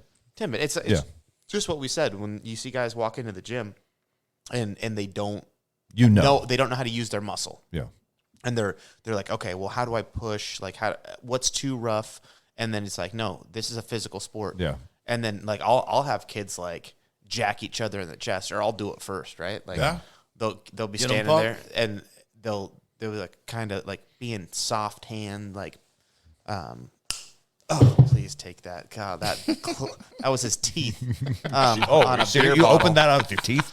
Oh, he tried. no. Scared. That's Anyway, but it's cool to see that, and like I said, I'll have kids like who don't want to like hurt each other or don't want to hurt somebody in fear of like retaliation of like, well, if I hit him, he's going to hit me, and it's like, okay, I want you to hit him in his chest as hard as you can. Yeah. And it's like, no, come on, hit him. And then pretty soon they're like cracking each other. And it's like, okay, you're not going to hurt him. Do it to him. Oh, okay. And then all of a sudden they're just beating the shit out of each other. And it's like, there you go, guys. Like, okay, now we got that out of the way. Now let's learn, but like to get those kind of moments and you see them and like the light come on for kids and like that, or we have girls on the team too. And like seeing the difference in their one girl was scared to be in a singlet. Next thing you know, she's walking around in like a spandex suit. You know what I mean? Like just like the mind changes of like Self-confidence. Self-confidence goes up and they start realizing like this is okay. And like it just it's all new to them. So you see this this. Yeah, it's a maturation. And they're at a formidable age where that's important. Mm-hmm. They gotta their balls need to drop. Yeah. Also, you're developing grit. Yeah. I think that is a very... It's the best. It's the most important quality in a person. Yes, I think grit. And I learned grit. I did wrestling. I didn't learn grit until my early 20s in MMA. But I really feel it developed not only like a philosophy of fighting and a philosophy of enduring shitty circumstances and how to pursue through it and be strong, but also like for life, life is not a series of like everything's great, and it keeps going on that trajectory. Life is like a roller coaster. Did you wrestle in high school or just the junior high year? Junior high and then high. I wrestled 9th grade and then 10th grade and then halfway through 10th grade, I'm like, this is stupid. I could be so boring. Yeah, I need to go back to choir. Where all the girls are? Yeah. Okay. But no, I stopped in 10th grade halfway through it. My dad was a ski instructor and he loved it. And he wrestled too back in the day, and he thought it was good for me to wrestle. But he was like, do you want to go skiing? And I was like, yeah. And he's like, well, when you want to go, you got wrestling. I'm like, what if I skip it? And he's like, well, we could go skiing. And then that just divulged into Friday, Saturday, every weekend. I feel like that's going to be me and my kids. Because last year, the mountains are the best. Yeah, last year Landon was like, I took the boys skiing on a Saturday, and we get back, and he's like, Dad, do you know what my favorite thing is in the entire world? I said, no. He goes, skiing. Yeah. He goes, spending time with you on the mountain. Yeah, no, he said skiing. And I was like, roger that, we're skipping school Friday. Working. It's awesome. Fuck, I'd like to go with you guys. Yeah. That would be fun. Oh, dude, I'm making a point of going a bunch this year with the boys up at Mount Baker. So I'll let you guys know when we're headed up. I love Baker. I haven't gone in so long. Do you ski or snowboard, Jordan? Snowboard. I've never skied. And dude, I used to be really good. I grew up, my dad was also a patroller, like a volunteer patroller on the weekends. So I grew up on skis, and I was pretty shit hot in my 20s, and I don't even try anymore. But to just go slide along behind the boys and watch them try to get it, and they start whooping and hollering, and you know exactly what they're feeling, because it's that same feeling that you had, and you're like, I just want to go skiing every weekend because I just want that feeling. Awesome. Yeah. So to just sort of slide around behind them and watch them go through all that is like, this is fucking cool. Yeah, I'd like to try skiing. Skiing's awesome. I like it better than boarding. I boarded for a couple of years, and deep powder, a snowboard is amazing, but now the ski technology has fat caught plank up. skis and deep powder is great. Yeah. I have not tried fat plank skis yet because they didn't exist when I lived in Bellingham. My cousin Adam and we used to say we don't get out of bed for less than 8 inches. And at Mount Baker, we got out of bed a lot of days because they get a shitload of snow up there, and a lot of times it's wet by noon, so you got to get up there, get first chair while the snow's still light and fluffy, and by like 11, 12 o'clock you're like, it's getting slushy and heavy, let's knock it off. But those couple of winters up there, and I switched to snowboarding then because all my toenails were turning black and falling off your boots. Trying to get my tips up in those skinny skis. Been there. So I tried to snowboard. Did you have parabolics or straights still? They were my dad's old straights from like I was still running my dad's skis that were probably 1982s or something like that. Did they cross country skis? Did they have it where the forks come down when your boot comes out, or did you still have the straps around your leg? No, I had the spring-loaded brakes. Okay.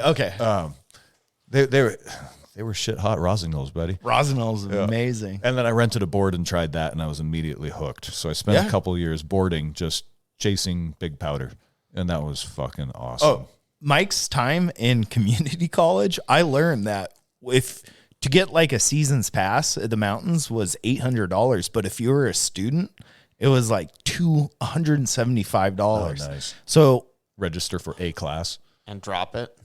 Well, I mean, I did it for 2 years, and then I kept doing that for another 3 years. But I was a ski bum.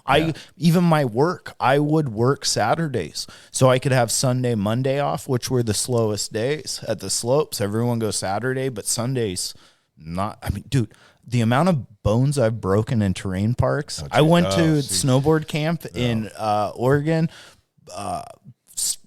fucked myself up.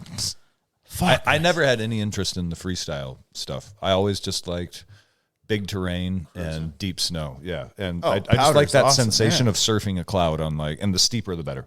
And you just surf that cloud going fast as shit and everything's smooth and there's like no sound because the snow dampened. You know, that quiet sound of like, yeah, but here's where we get to meet the two of surfing and like mountain biking. The best thing is we would go so we do Whistler, we do Utah, we do areas where the vertical is at a decent height, and we would hire like guides to take us like on their lines. Oh, nice. And I loved it because you hit deep powder like that and you have someone take you off a 30-foot drop off. They're like, oh, there's a 30-foot drop here. You drop down, you hit this little shelf, you ski out, and then you take this chute between this crevasse, and then there's another drop.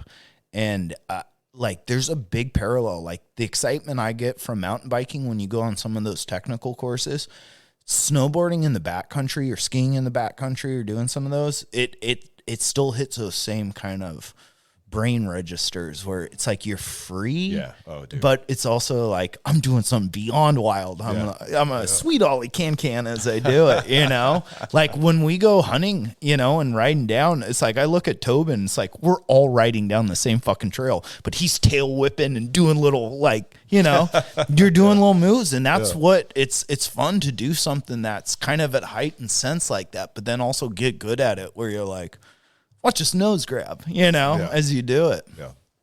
I love skiing. I love the snow. Yeah. I love being a ski bum. Yes, dude. So when in those years, that's when I was contracting with the agency. So I was living like the war, double life. Yeah, exactly. It was like a super duality style of living to where like highly regimented and disciplined overseas and doing military operations, and then I would come home for like 3 to 5 weeks at a time. And in the winter, it was just like total ski bum, like ski hippie. Yeah. No. I liked going to Whistler because they would hire Commonwealths. So it was a lot of people from like China, England, Australia, anywhere Britons had their foot in the empire throughout the world. But I always thought Australian snowboarder girls were the most fun. Oh, only because they're all up at Whistler. Yeah. So we would go, buddies and I would go to Whistler specifically. It's like, let's go snowboard with the Australian girls. And you'd find one and it'd be like a unicorn. And they would make you feel like a pussy. Come on, mate. Like, oh, that's man. Not a knife. Yeah. Oh, man. I always heard that Australian girls, there's more girls than guys in Australia. Is there? So I'm recently single. Maybe I should head down. Yeah, go down under. Wouldn't be his first time. But yeah, that's where it just was super easy. So I had a buddy who went to school down there, and he said that he was like, they go out to bars and hang out, and the guys just would want to fight. They'd drink and fight, and then like if they felt keen, like they'd grab a girl. And it was just like what they did. Yeah. And he said one time they're sitting there and some girl walks up to talk to one of his buddies or like one of the guys at the table and he looks at her and goes, "Can't you see I'm talking to my friends right now?" And basically just was like, I'm talking with my friends, and in a little bit, maybe I'll come over there and talk to you. Yeah. But he was just like, oh, shooting fish in a barrel out there. Australians are crazy. Like, are they really as tough as we stereotype them as in America? Because yes, no. Hang on. I want to make a point here, which is that I have the same sort of envisionment of Australians as they're all sort of these rough and tumble, like box it out with you, then go wrestle a kangaroo or something like that. But then when the COVID lockdowns came, that entire country folded like a fucking rag. Yep. Not the people, the government did. No, the people allowed it. Some of them did. There were many videos of Australians not happy with what's happening. They weren't happy about it, and they didn't do a fucking thing about it. Yeah, you don't have a gun. What are you going to do? Riot in the streets and you burn shit down. There was tons. Some of the best riots were out. Remember, what was it? Australian Rambo? Do you remember that video during COVID? Dude, I think it was called Australian Rambo. And it was just, dude, that's the nice thing is they don't have guns in Australia. So like but the cops don't have guns. Like when there's a riot here, you have, dude, so they're like, let's go. And there was a guy called Australian Rambo and he was jacked and giant and just beating the fuck out of cops. Like, I'm not taking your job. Book. God damn. All right. Well, maybe I'm being unfair to the Aussies. Well, I think, but I want to talk about power, but that's what power, leading us right into it. But that's what power is. It's like, they weren't happy. And it wasn't the people saying, let's lock us down. The government was telling people, you have to stay in and this is how it has to happen. Yeah, we get that. And if you don't let it happen. But what tools? America is unique in the way that we have guns allowed in this country. But we didn't have to use guns to not have lock. But that's because it's on the table. Sure. If you know someone's a psycho because they have a gun, it's going to make you approach a situation. Just the way if you were raiding a building and you're like, hey, these people have machetes or these people are full of machine guns in here. Sure. It will change your tactical approach. So with a nation or a country, you would have to approach it the same way. And I just think they did not resist very. Keep going. Oh, show. Is that you find Australian Rambo? Here we are podcasting while Jordan TikToks. No, Australian Rambo's worth pausing for. Yeah, this is. I mean, it's pertinent. or we'll just watch it. Just watch it. It's pertinent. Yeah. Podcast America can listen to us watch it. There it is. Oh, it froze. Welcome to my reception. Yeah. We'll try it later. But so it makes me think of what power is. I've been thinking a lot about what power structure is and the difference between individual power and collective power. And that individual power is something that is unique because it gives that person confidence and it gives them an ability to move forward, right? And you can lead others with individual power. But once you teach the powers of one to many, like you get a group collective power structure is stronger than individual power. You can accomplish more with a group than you can accomplish with one. Exponential factors. But here's what I'm starting to understand more is that individual power can sway or distract collective or group power, right? Yes. So therefore, it can harness collective power through one's nefarious acts. And you look at your worst of the worst, that's a Hitler. Social engineering from the first half. Yeah. Yeah.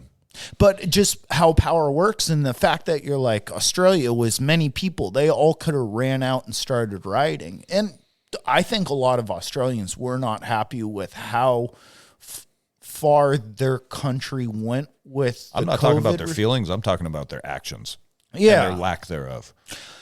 But it's hard, too, to get respect when the cops all have the guns and you've just got sticks and I get it. Was it Australia where the guy was standing there and then all of a sudden they like took his kid to go get vaccinated or something like that? Yes. Yes. And he's just kind of like, oh, no. And I think they handcuffed him, too. I'm fighting to the death. Mm-hmm. If you try to take my children from me when I'm saying, no, you cannot, you have to kill me. Mm-hmm. Straight up. But for some reason, Australia seemed to settle down where Canada because they fucking gave up. And they went into, they had fucking quarantine camps that they were putting people in, and they were just going. Yeah. And letting themselves being put in quarantine camps. But do you think, again, you have to kill me before I let you put me in a quarantine camp. But do you think the Australian government backed off because of the people were getting fed up with it? Whereas Canada I don't think they backed off at all. And Canada has not backed off at all. Canada accelerated. Yeah. But you don't have... And so there is a country where people have guns, and they did their trucker protest was actually impressive, and the government had to show their ass by sending their SWAT teams out and like dragging truckers out of their cars. We're saying we're going to take your kids because freezing you're bank harming accounts. them due to But then here's the frustrating part. The government showed their ass, and the Canadian people didn't do a fucking thing about it. And they've just accepted more and more and more since then. As that that trucker rally, I followed a lot of it, and you would see every overpass was full of citizens. No. More people could have come. Yeah. How many people were actually there? That would be a good statistic to know how many people showed up versus what is the population of Canada. But population of Canada is 34 million. It's as much as California. Yeah, it's tiny. Yeah. So and Australia is around the same. About the same. Okay, you guys talk. I'll Google. I'm getting on the Google machine. Well, I thought we did this at one point, and because it was like the U.S. Don't fight with like, Mike and stats. The U.S. was like 340,000. It's like 10 times bigger. Million. 10. Well, that's what I. Yeah. 10 times larger than plus illegal immigrants. Yeah.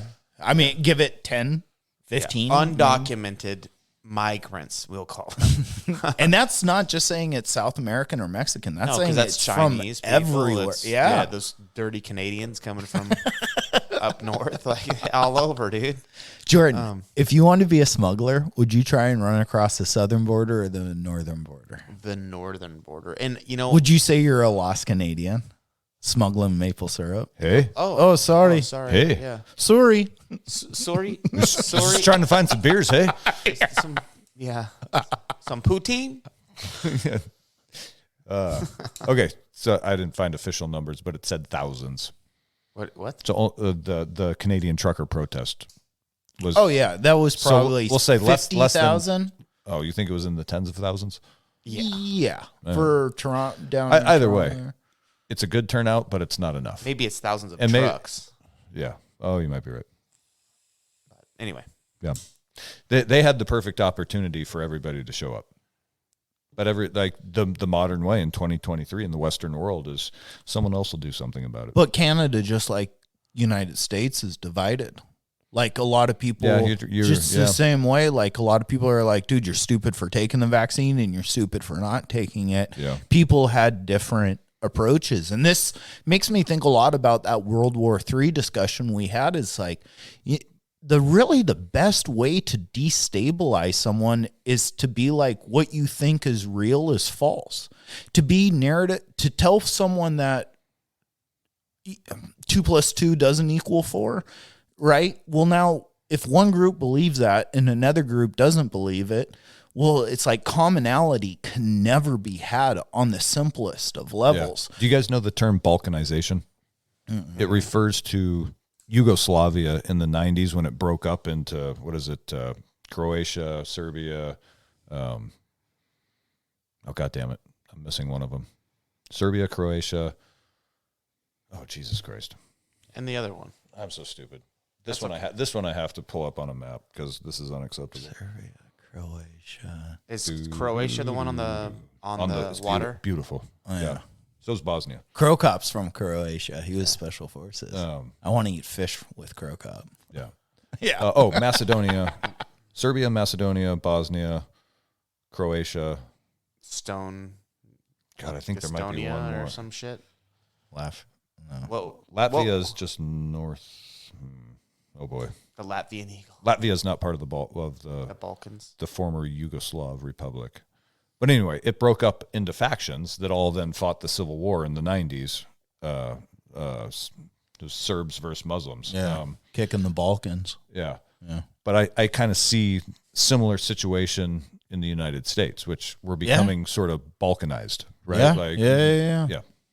So if you had to draw a map, we're definitely behind enemy lines right now. Oh, we are 100% behind enemy lines. Because but I what think this less gal than we was know. telling me last night. I think there is a lot more people who would be part of the resistance than we realize. I hope. I think it would be as much as like 35%. Oh, I would bet. I would bet. And that's a big resistance. That's not a small number. Yeah.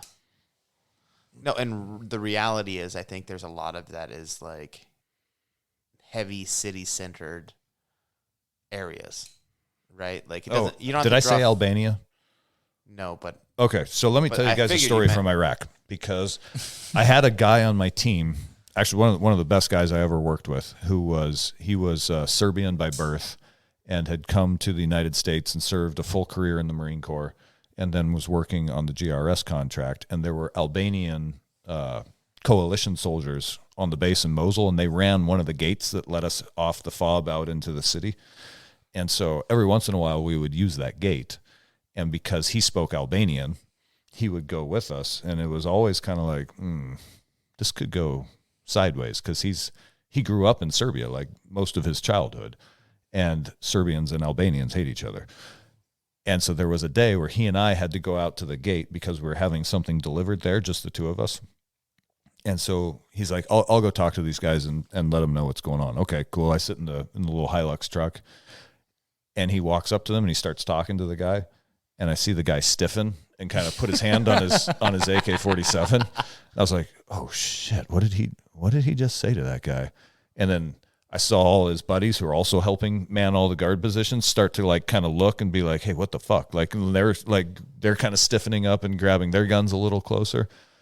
And then finally he comes and walks back into gets back into the Hilux with me. And I was like, yo man, what was that all about? He's like, well, I was talking to the guy, telling him, that we've got this thing coming in. And he's like, you speak really good Albanian. He goes, yeah, I'm from Serbia. The guy goes, oh, okay. And he goes, fuck Albania. Like he said, that's when they like stiffened up. And I was like, why would you do that? Flying flags, though. Yeah. But that's division. Yeah. That is every division. But that's where we're getting in the United States right now. Yeah. Fuck Donald Trump or fuck the left. Yeah. Well, now that brought up more shit from last night.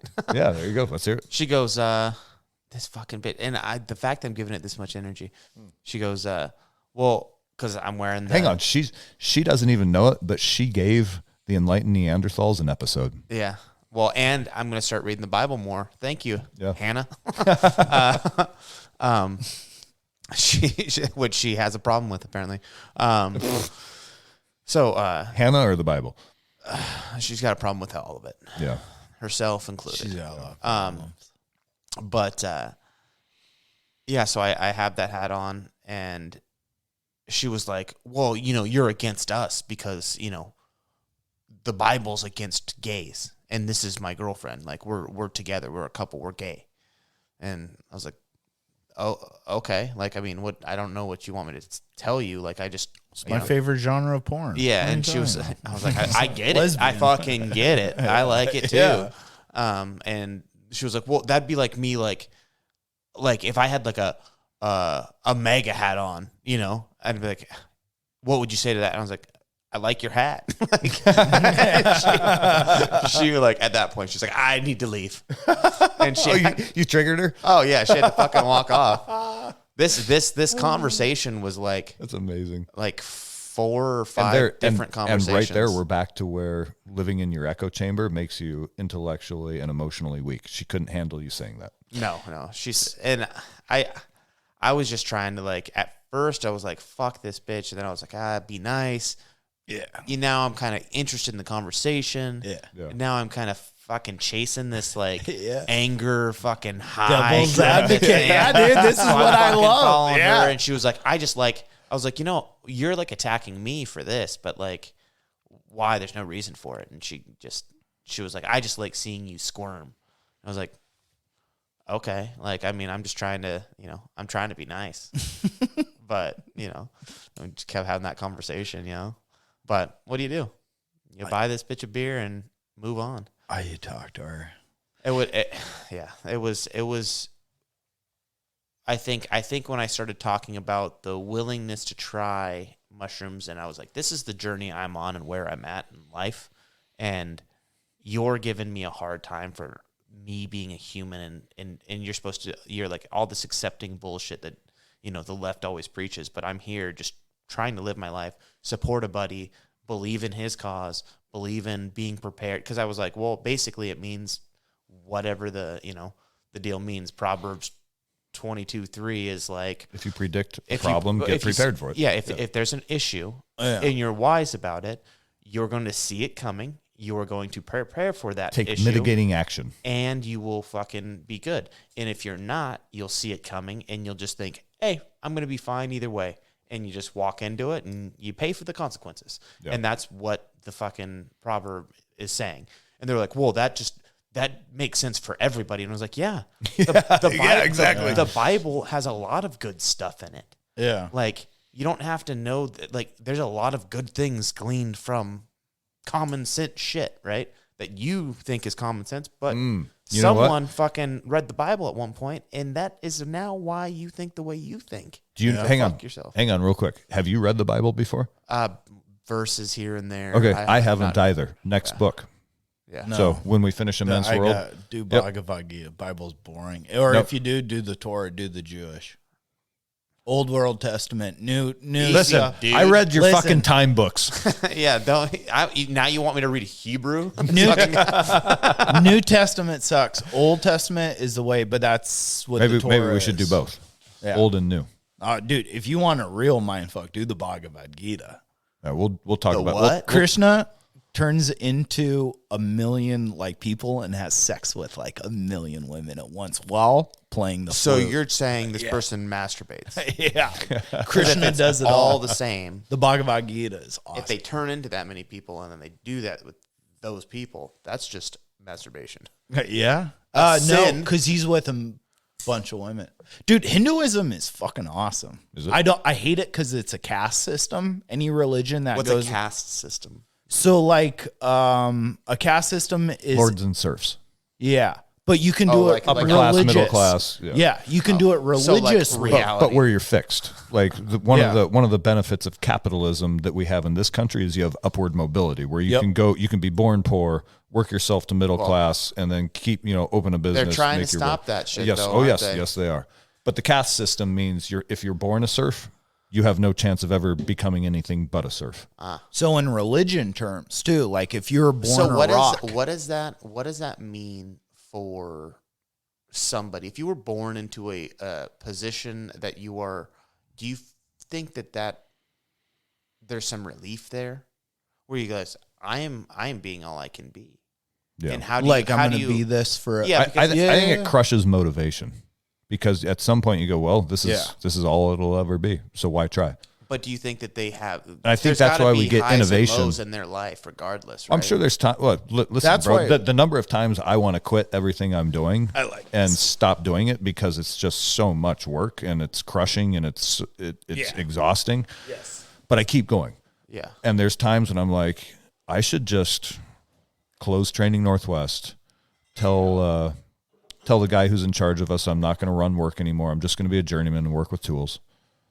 And I won't have any more responsibilities. No more. Do you want to trade lives? Is that what I'm hearing?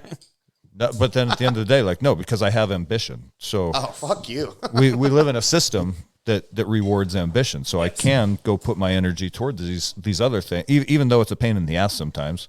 The outcome is a possibly greater than where you're at currently. Is that like what the unknown outcome of what the hard work What you're could doing? be. Tomorrow Yeah. has And- a better chance for potential than today has. Yeah. And in a lot of British, and I think this is why America took off, is because caste systems were used throughout British hierarchy with the aristocracy and higher levels of people.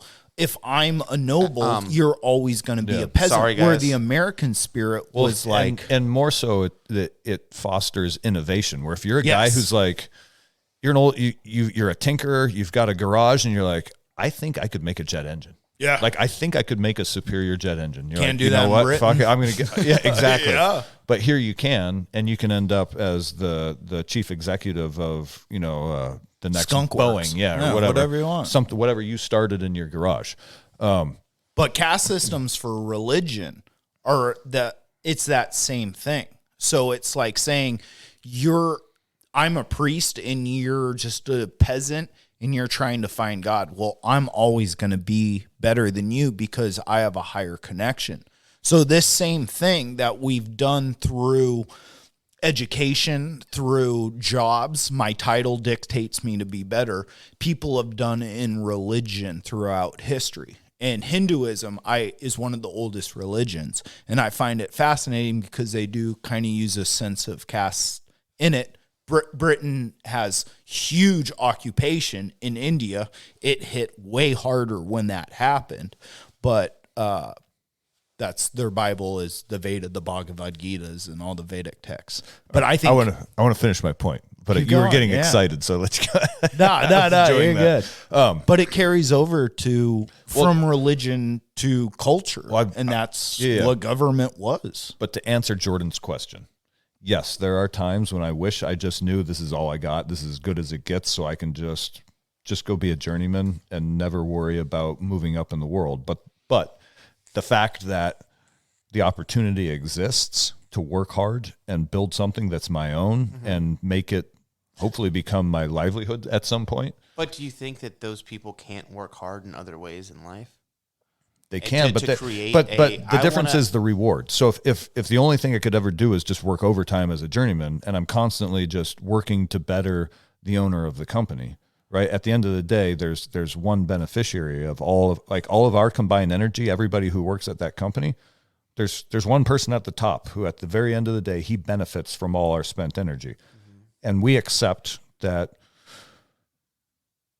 he fairly compensates us for that energy. But there's also a part of me that understands that I can do what he did.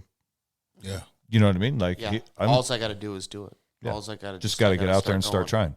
So rather than sit around on the weekends, like, it would be nice for 2-3 weekends, and then I know myself, and I get antsy, and my brain starts churning, and I have all these ideas, and I got to start making it happen. And the reality is, I want to live in a system where I'm allowed to go out and try to, and maybe I'll fail, maybe I won't, I don't know. But the fact that I'm allowed to go out and try, exists to be able to, and that is the American dream. That's what the United States of America is about, and that's what is at risk right fucking now. I think that's what sets. Okay, so you're beautifully said. Keep going.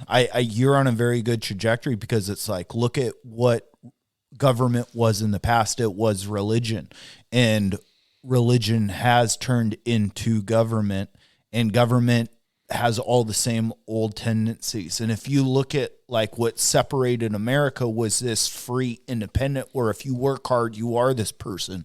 Whereas in a lot of caste systems of the past, you're a peasant and you're a noble, and it's pretty fucking hard to bridge the gap between them. That's why the story of like, what is it? The princess in the shoe, you know, the pumpkin, the shoe that fits the crystal shoe. Cinderella. Right.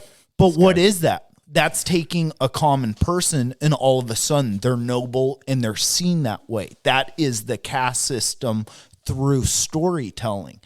Someone of common can become great. She broke through the barrier. Right? But it wasn't due to hard work. It was due to the gods or the divine or the aristocracies picking her.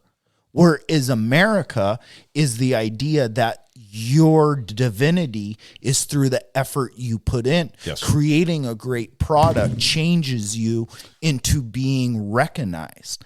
And so it's interesting. I think you're hitting a very interesting point about what freedom is the ability to be yourself and express and try hard. Whereas a caste system of government is saying you are this cog in the wheel. You're this gear and I'm this gear. Yeah. And you will never be my gear. Yeah. It's interesting. Yeah. And it's kind of like evolution and freedom, like the ability for capitalist market, the best to be the best. Yeah. The snake with the most poison in its fangs is going to kill all the other snakes. Yeah. But you know how they say sometimes, like when you're doing like some artistic shit and giving yourself boundaries, or like you have to, this is what I want, and I want you to do this with certain boundaries.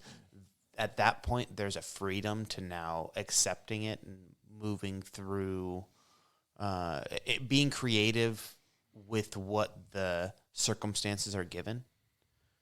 You mean like what culture's saying, this is good or this is bad, and then you create something that either pushes back on it? No, I'm saying like it just simply the way in which you create. If all of a sudden I said, okay, I want you to make something that warms this room. Okay, I want you to make something that warms this room. You go, okay, well, fuck. I need to make something that warms this room. And then somebody goes, well, I want you to make something that warms this room and sits on wheels and can be moved around the room. They go, okay, so you're making more restrictions, but specs. with that, now you can really get creative with the thought process that maybe you wouldn't have thought of before, because you're like, okay, well, I need to make it move around this room, so I need to put it on wheels. Or does it need to be on wheels? Maybe I can put it on a track. Like, what are the things that I'm trying to do? Like, maybe it won't be any of that. It'll be a fucking thing you mount to the ceiling, and now you can move it around the fucking ceiling, and that's how it moves around the, like, there's just, it ends up creating this avenue of thinking that you wouldn't have thought before, because there are restrictions, and you start like going down, your mind can be free to now work within the boundaries of what was set, as opposed to being like, okay, I need to make something heat this room, so I'm going to like put fire in the corner.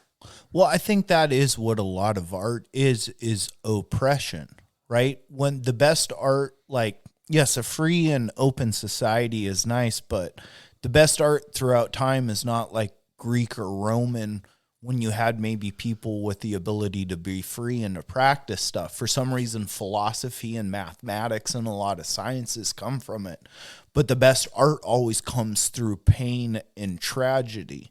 And so, like you're saying, if someone gives you parameters to work with, well, it's like, well, now I don't have all these colored pencils to make a painting with. I just have charcoal. So I have black and white.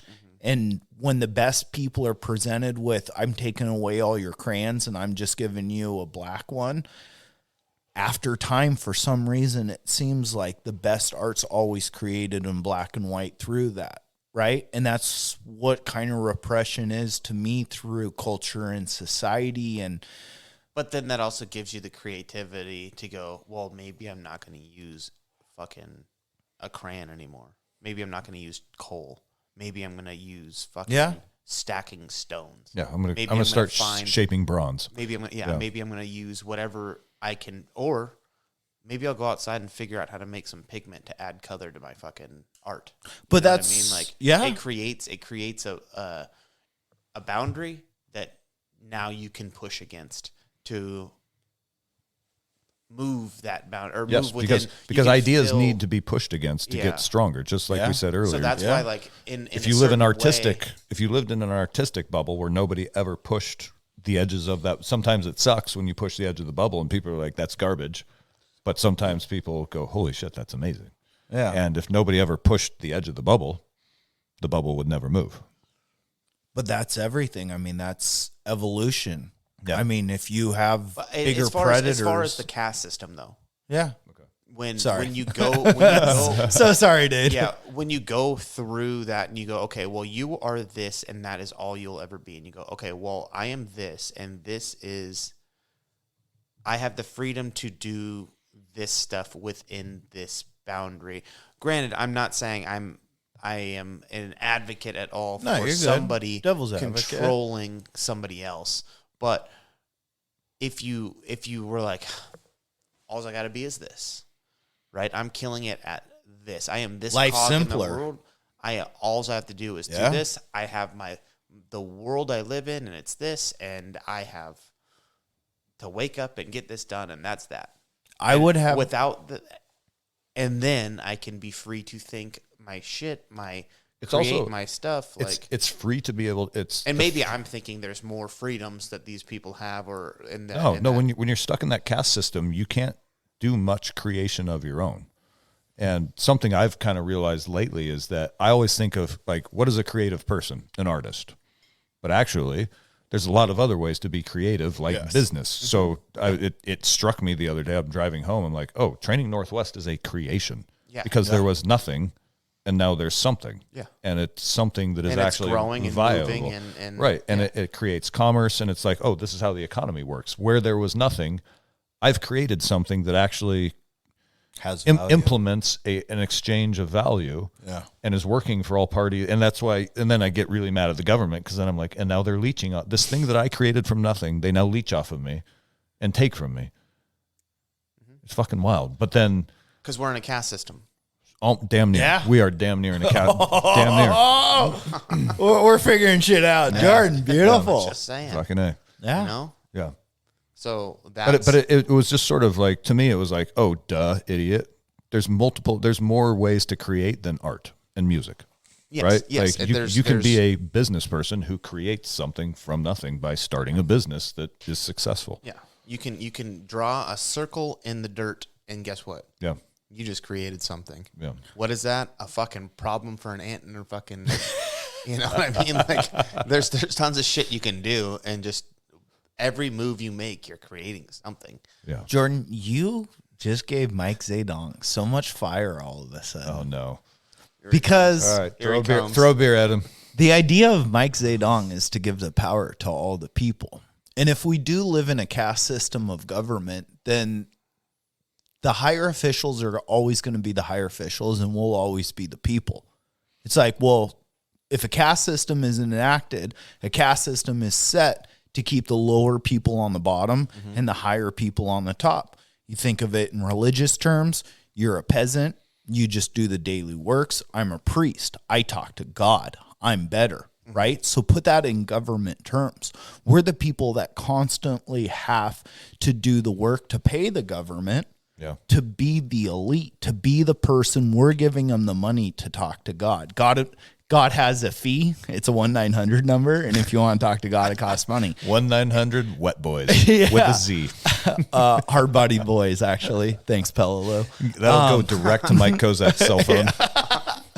But if it's kind of like Mike Zedong wants to give the people the power through, and sometimes this is bad, like what if majority vote is really the best for everything, you know? And so like if you could vote on every issue and what America votes on as a majority is how we follow through, you're ripping apart the caste system of the leaders leading the people and the people becoming the powerful. You're changing the dynamic, right? Of us being led and told, this is what we need to do. Ukraine, Russia, this is bad. Instead of taking a vote, we're just going to start allocating money. We'll vote in the government, but the common person that pays all the money to go to the government has no say in it. Are you talking about a one world government now? Of course he is. So, of course. Of the people, though. But at some point... Hang on, I have a question, because this is another thing that hit me a week ago, because I was thinking about we need to get the ham radios back out again and get ourselves brushed up on it. Yeah. But if you want to have a one world government, it's completely reliant on electronic communication. Yep. So that government completely falls apart the first time there's a blackout. All governments will fall apart. Everything bigger than like city level government, and that's why disintegrates. You guys haven't heard my theory of a billion string cans and the fishing spider line web of vibration. They call it. Have I not included you in this? Yeah. Well, I mean, you just shot the biggest hole in that. Yeah, I mean that's a problem. But I have to think if we're going into a society, just hacking an internet brownout for like 24 hours could cripple the government. Yeah. That would destroy everything of the people. I think the smaller... But doesn't that just give you more reinforcement how important all I people know is talking that Jordan to and I are starting a resistance against your one world government. And we're going to be shutting down your communications. Yeah. Hey, sign up. Y'all Qaeda, why don't you put on some flip-flops? I just did a Pistol 1 class. I'm out of control right now. You had fun today, yeah? Oh, dude, today was ground. You know how you talk? I guess I'm jaded maybe from jiu-jitsu. You're like, I had a level up moment. Yeah. And it's like, all right, buddy, calm down, Turbo. I've been there for a while. Dude, shooting today. And it's like, I've done those pistol classes, but just the firing drill we did today, what'd you do? Is it something you can talk about? Yeah. No, I did a Pistol 1 class for him, and Stefan was in town and wanted to do it for a couple friends for Christmas. Okay. So we had, it was like a group of friends. Courtney was out there. I needed to be out there. Yes, damn it. I'm stressed, so it's like I want to shoot, and I've kind of been bugging. I woke up. We had a fun group out there today. I woke up and was like, I need to get out to the range, and then it was like, I really need to sleep. Yeah. So then I slept for another, and all of a sudden it's 9 o'clock, and I was like, they're probably just getting out there or have been out there for an hour. And then I was like, well, maybe I'll just a little bit more sleep. And then I woke up and it was like 10 o'clock. And I was like, maybe if I grab my AR and run out there. George, I had the worst morning. We came back from the fights last night. I grabbed all my gear. I put it by the door. I'm like, all I got to do, I set my alarm. I'm like, I'm going to wake up. I'm going to have a cup of coffee. I'm going to put my clothes on and I'm going to go. Dude, I woke up this morning. There was dog puke all over my house. Like, it wasn't like a dog puked in the corner. It was like, did someone come here with a paint gun full of dog puke and throw up everywhere? Danielle's been gone, and I think they're kind of stressed. So the dogs have been chewing on their Kongs left and right. Oh my God. So there was dog puke on their beds with little plastic pieces everywhere. Dude, it was on the floor. It was on their blanket. Oh my God. I had the worst morning. Well, sorry to hear that. But okay, so class. Anyway, so what would you guys run through? Just typical pistol one, or what did you have a? Just a typical. But Mike hadn't been out for a pistol class since the very, very first days of training Northwest. Oh shit! Probably 3 years ago when we just had. Remember before it was dry gravel. firing in my garage in my undies, dude. That's all I'm doing. So to get the feedback with it. Well, the class has become a lot refined too. Yes. So it's a much better class than it was 3 years ago. Or 2 years ago, or whenever it was. Just the sending more rounds downrange in your hand, getting that constant feedback of the pistol. Like I shot 150 to 200 rounds today. Yeah. You know, so just that feedback of my gun and my grips. Getting comfortable with it. Yeah. That was it. I think the one that also he liked was the 5-round drill where you're just trying to track your front sight post as it cycles back and forth. Yes. And getting your eye accustomed to that. And that's when you finally get it, that's a breakthrough moment. Oh my God. You can almost see it happen. Oh, yes. Yes. Well, yeah, it's so weird because everything's moving just as quick, but it's almost like you're not like fucking. You're not flinching about it. Yes. You're, just like, okay, you're following the action through every cycle. I know where it's going. Yeah. I know where it's going. I mean, I have a red dot, so I don't think about that shit. Dude, well, and for me, it's been you should, because you should follow the red dot the same way you can.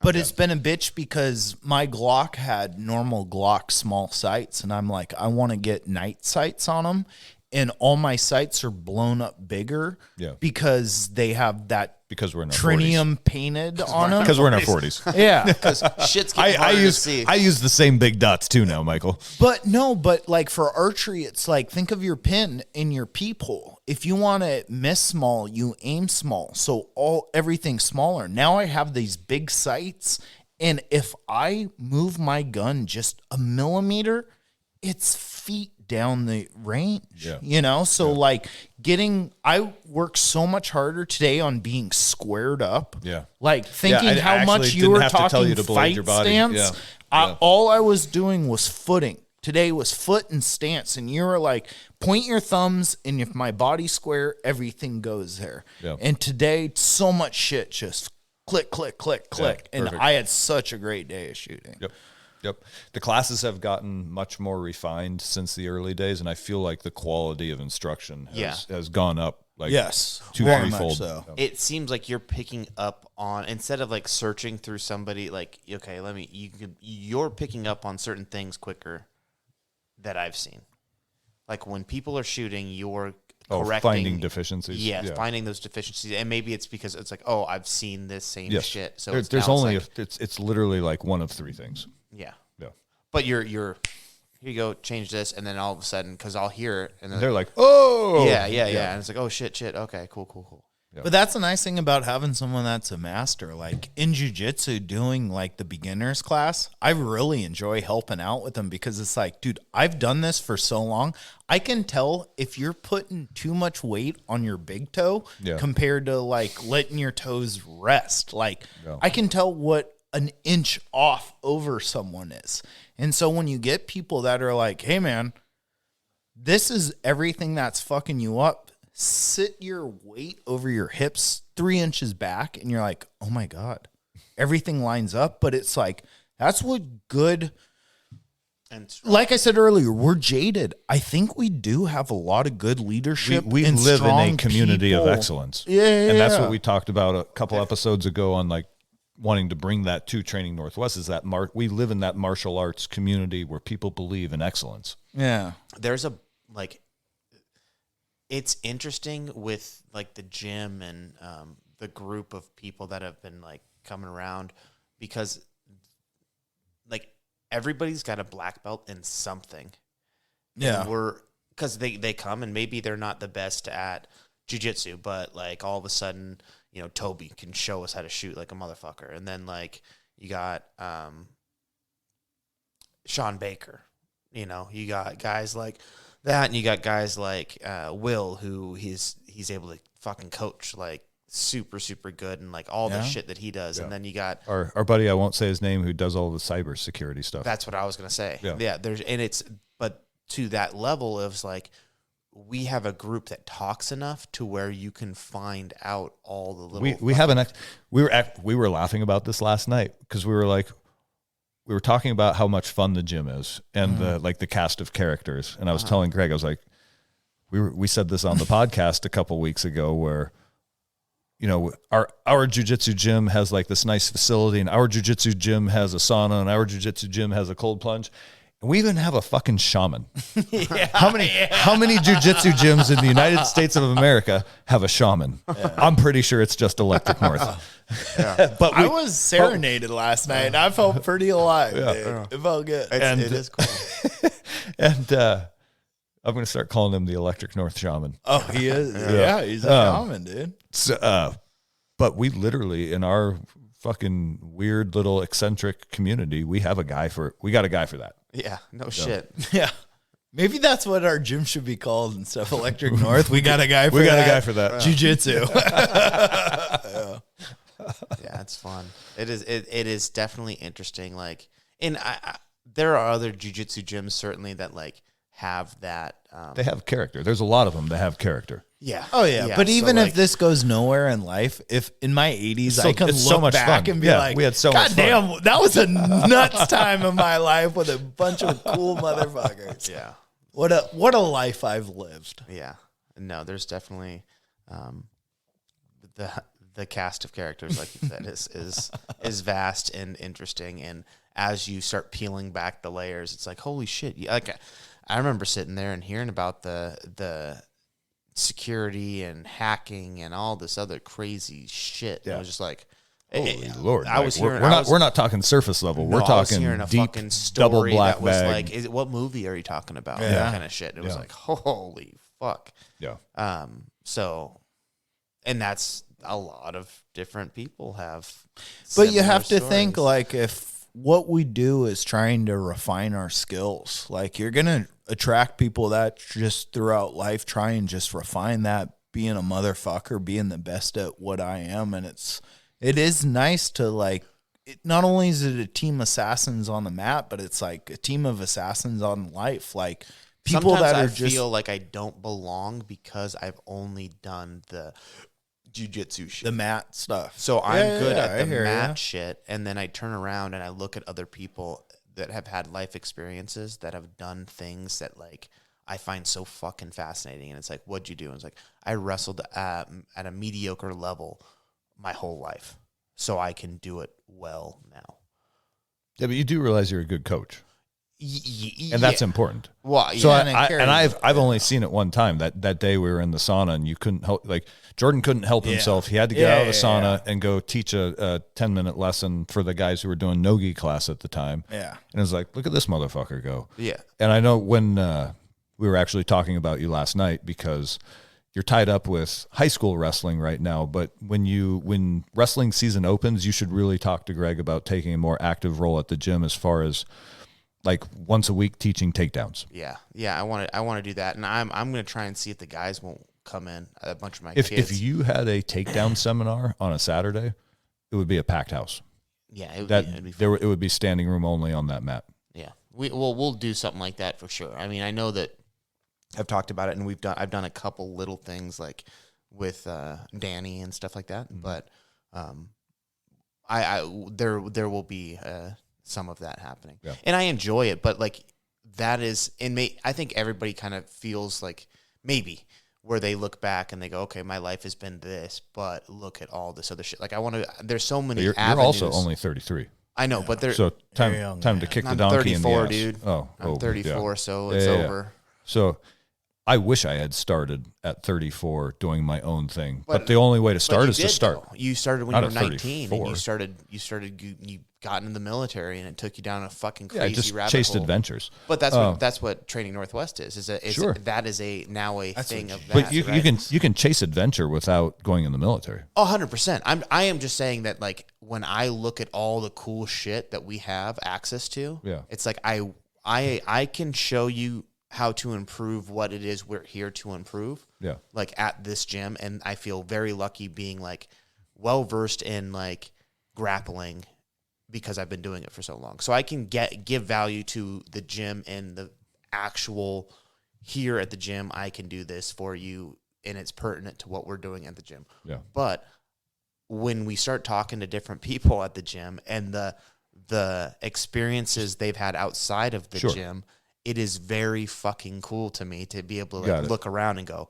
this motherfucker does this. Like he's here to learn this, and that's great, and we'll learn this, but like I want to learn this from him, or vice versa. And that's where we're growing and having these intimate conversations about shit. But I would say chase your own adventure and do what you're good at, which is wrestling, and bring it to the gym.